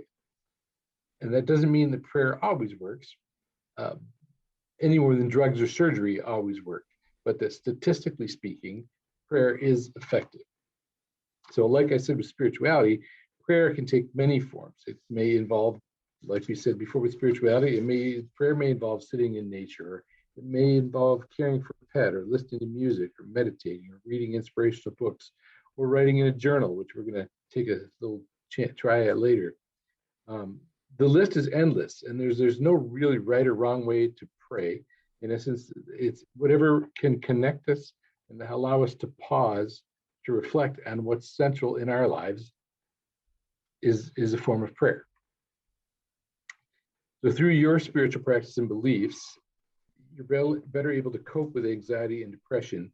You don't have to view it in the same way, and it doesn't have the same negative hold on you. So even if the situation hasn't changed, the way you view it has changed, because your relationship with the symptoms has changed. And then because of that, the symptoms may not be as intense as they were before. So number 3, your attitude and behaviors naturally evolve in a positive direction. So by engaging in whatever spiritual practices you choose, whether it's praying or meditating or going to church service or simply spending time in nature, through these experiences, you actually experience positive changes in your attitude and behaviors, and those will help you fight against anxiety and depression. For example, a spiritual practice like prayer and meditation, it helps you more easily recognize and separate your emotional reactions from kind of a normal knee-jerk reaction that we all have when things happen and things go wrong. So you learn to tune into those quiet parts of yourself that know how to handle things and know how to react and do the best thing at any given moment. So you tend to understand sometimes that the best thing to do is just accept where you are, and simply doing nothing is an acceptable response sometimes. When you're focused, other things also can change. So you may realize you don't have to be perfect to be loved. Some people have a saying, God doesn't make junk, so I know I'm not junk. And others others seek to discover their true innate nature of goodness. Our Buddhist friends call this Buddha nature. And maybe you discover that you don't need to change so much as you need to declutter, so that your true self can shine through. And the 4th way, you actually see that the problem, or the way that you see the problem, changes. So when you view your life as having a spiritual path, then problems aren't necessarily obstacles in your way, but instead they're opportunities for growth and learning. So you begin to believe that you're right where you need to be at any given moment. And it's definitely not that challenges don't come, because they do, but each one of those is a way for you to grow in a new direction. All right, so those are some of the ways that we can use spirituality to ease anxiety and depression. Now, something else, as I mentioned, that can help us to calm and focus is music. And now I'd like to introduce one of our music therapists, Bob Huffman. Bob, you had a special experience in the RICU that you wanted to share with us. Can you give us some of that? I did. Thank you, Bruce. As Bruce said, my name is Bob Huffman. I'm a music therapist in the Rogel Cancer Center and part of Patient Family Support Services, which you heard Claire Castleman a little earlier is also in our department, and along with some other wonderful clinicians. I'd like to share a story regarding COVID and the RICU.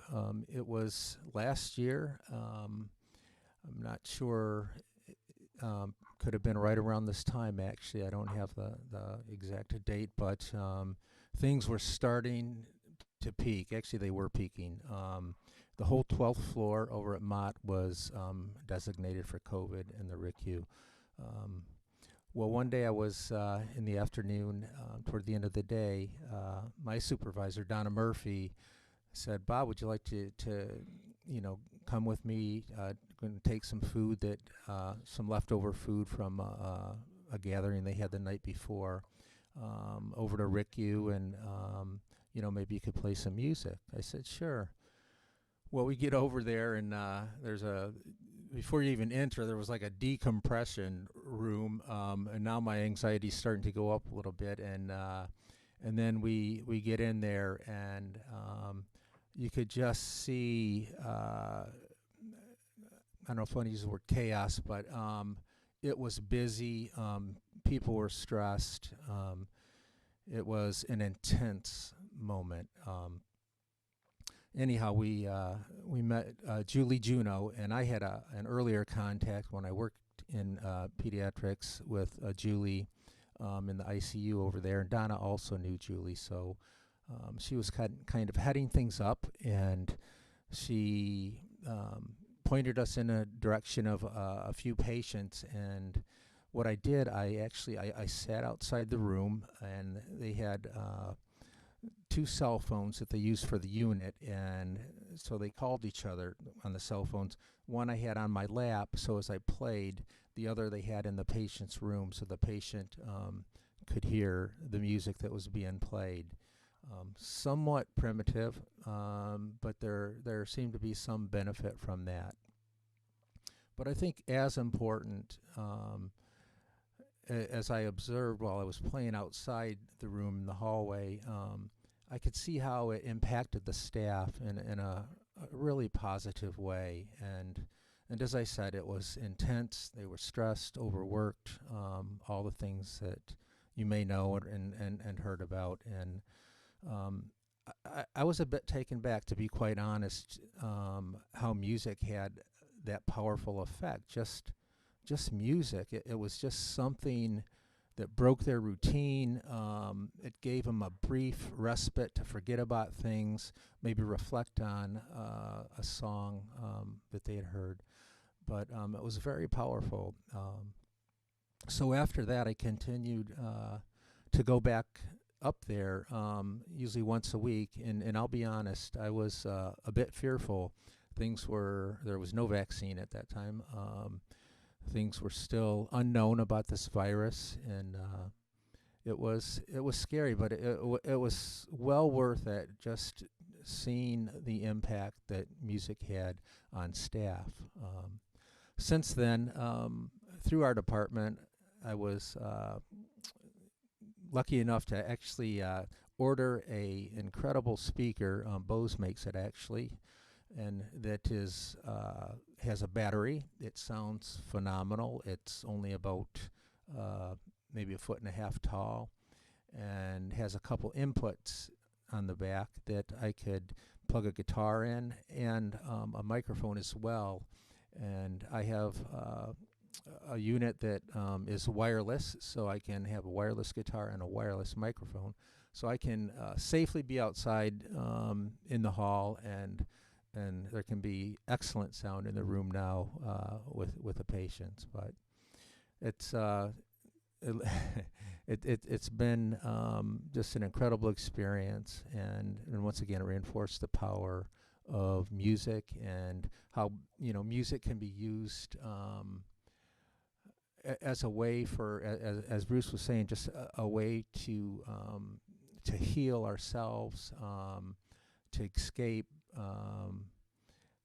just to bring some normalcy when we feel chaotic. So I'm going to play a little, I think. Bruce, is that correct? We're going to do an exercise now? Yeah, let me introduce our next exercise, and then Bob's going to play a little for us. Let me pull it up for us real quick.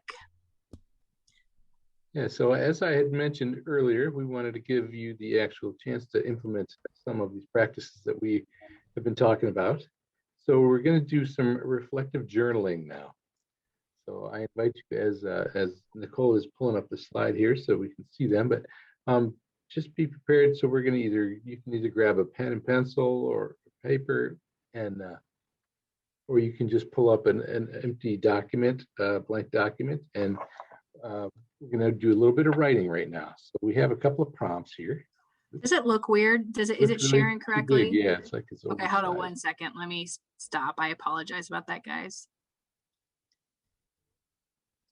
Let me just do it one more time.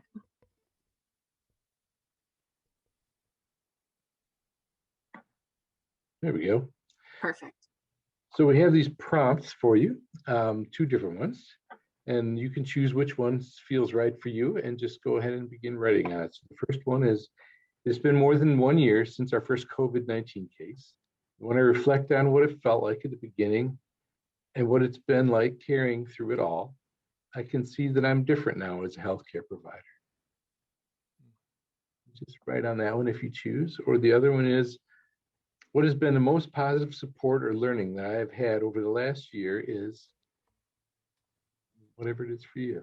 So we're gonna just take the next 5 to 10 minutes, and we're gonna let Bob play some music for us as we write. Go ahead, Bob.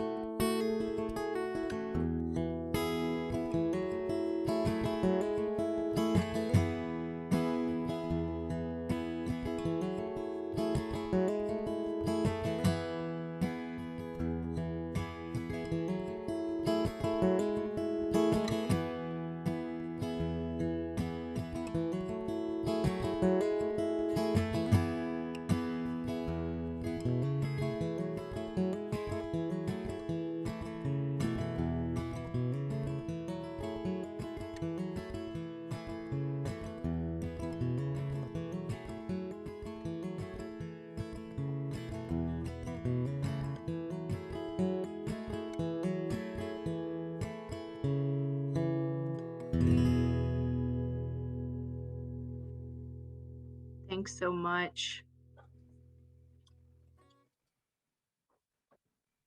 Thank you. That was absolutely beautiful. Bruce, I didn't know if you wanted to say something. Yeah, I just wanted to say, so one of the really rich parts of doing this is being able to share it with somebody else. And so we were really hoping to be able to have breakout rooms, but unfortunately we don't have that opportunity. But I do encourage you to find somebody else that you know is attended this conference, and do share what you wrote with them, and just talk about it a little bit and just build off each other. Yeah. All right. We have a few more things to share, so go ahead, Nicole. Yeah, thanks, Bruce.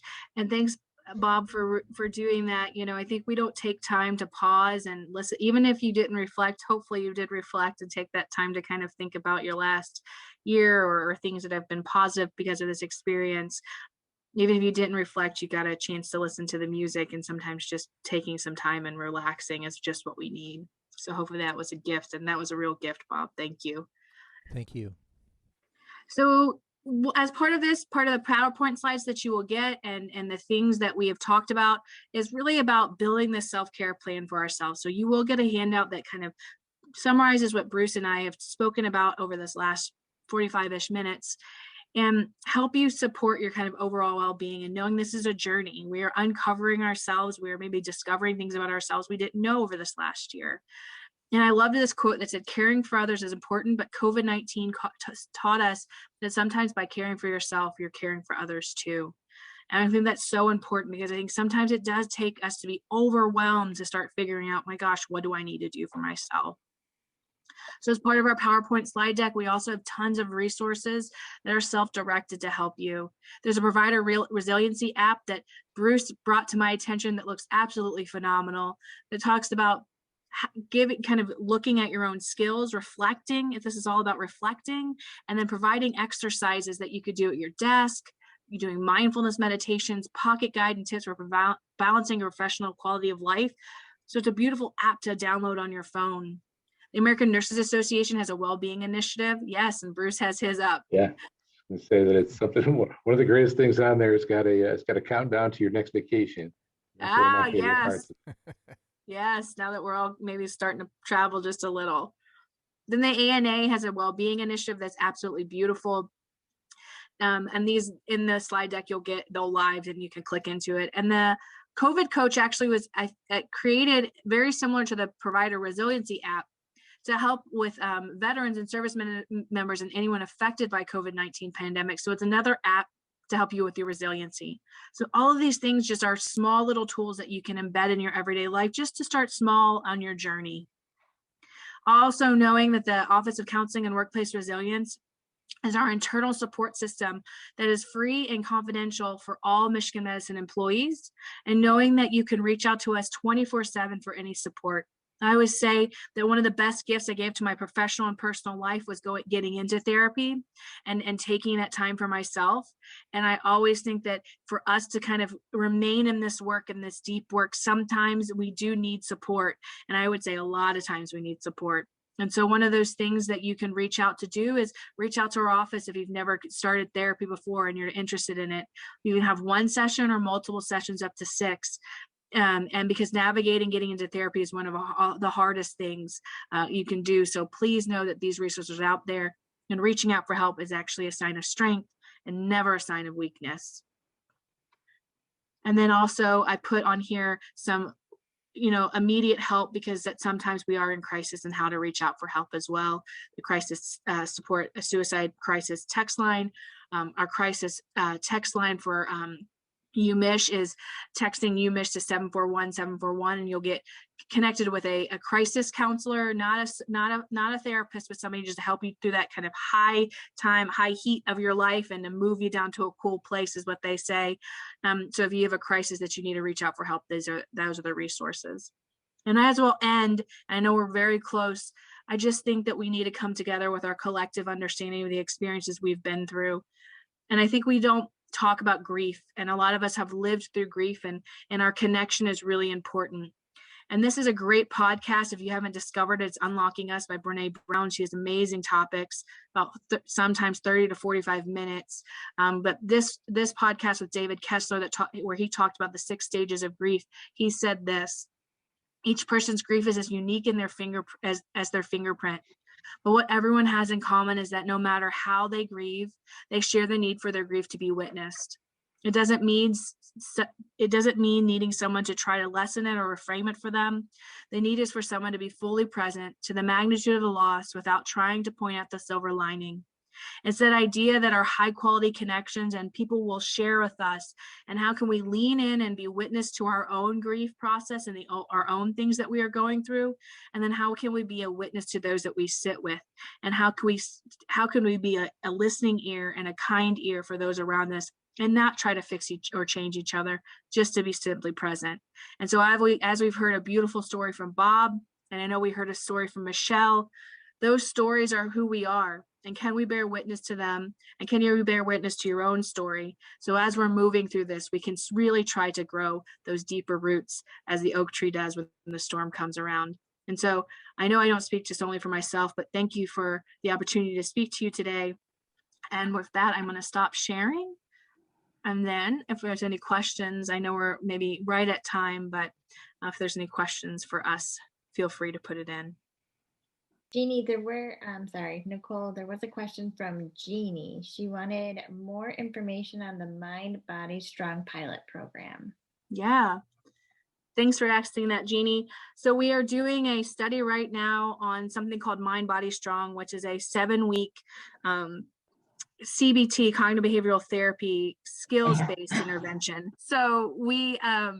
So it's a study that we're doing right now with some nurses, the CCMU and the SICU, nurse leaders, nurse faculty, and nursing students. And what we hope, we will be wrapping up that study, or the first intervention, mid-May, and we will be looking at the data we get from that. And what we hope is that we can roll out this intervention to a larger group of people. 7 weeks, it's 30 minutes to an hour each week, and we go over a session. And so it's protocolized. It's a beautiful intervention. And what they've seen in the data from Dr. Melnick and at The Ohio State University was, in their studies with nursing staff and other healthcare providers, is decreases in depression, anxiety, increases in healthy behaviors up to 6 months after the intervention, which is super strong and super amazing. And we hope to bring this training to our institution. Thank you, Nicole. And then one other participant had brought up, and I thought it was really worthy to share. Anne Marie had shared that she attended a lecture by Dr. Melnick, who is the mental health specialist you referred to earlier. And something that she took away was, what you think becomes what you feel, and what you feel becomes how you act. And I think that was worthy to just highlight for all of us. With our So true. That's a thinking, feeling, behaving triangle, and it is such an important piece.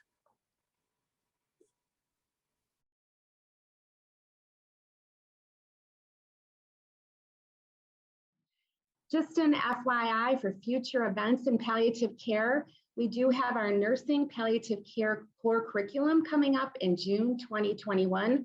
Be looking for a save the date for that. And our palliative care interprofessional webinar, our next one will be fall, and we will be beginning planning for that soon. I want to thank everyone. I want to thank all the presenters. I want to thank all of the staff, all of our committee members for, creating this palliative care webinar today. And I hope everyone has a nice afternoon. Thank you.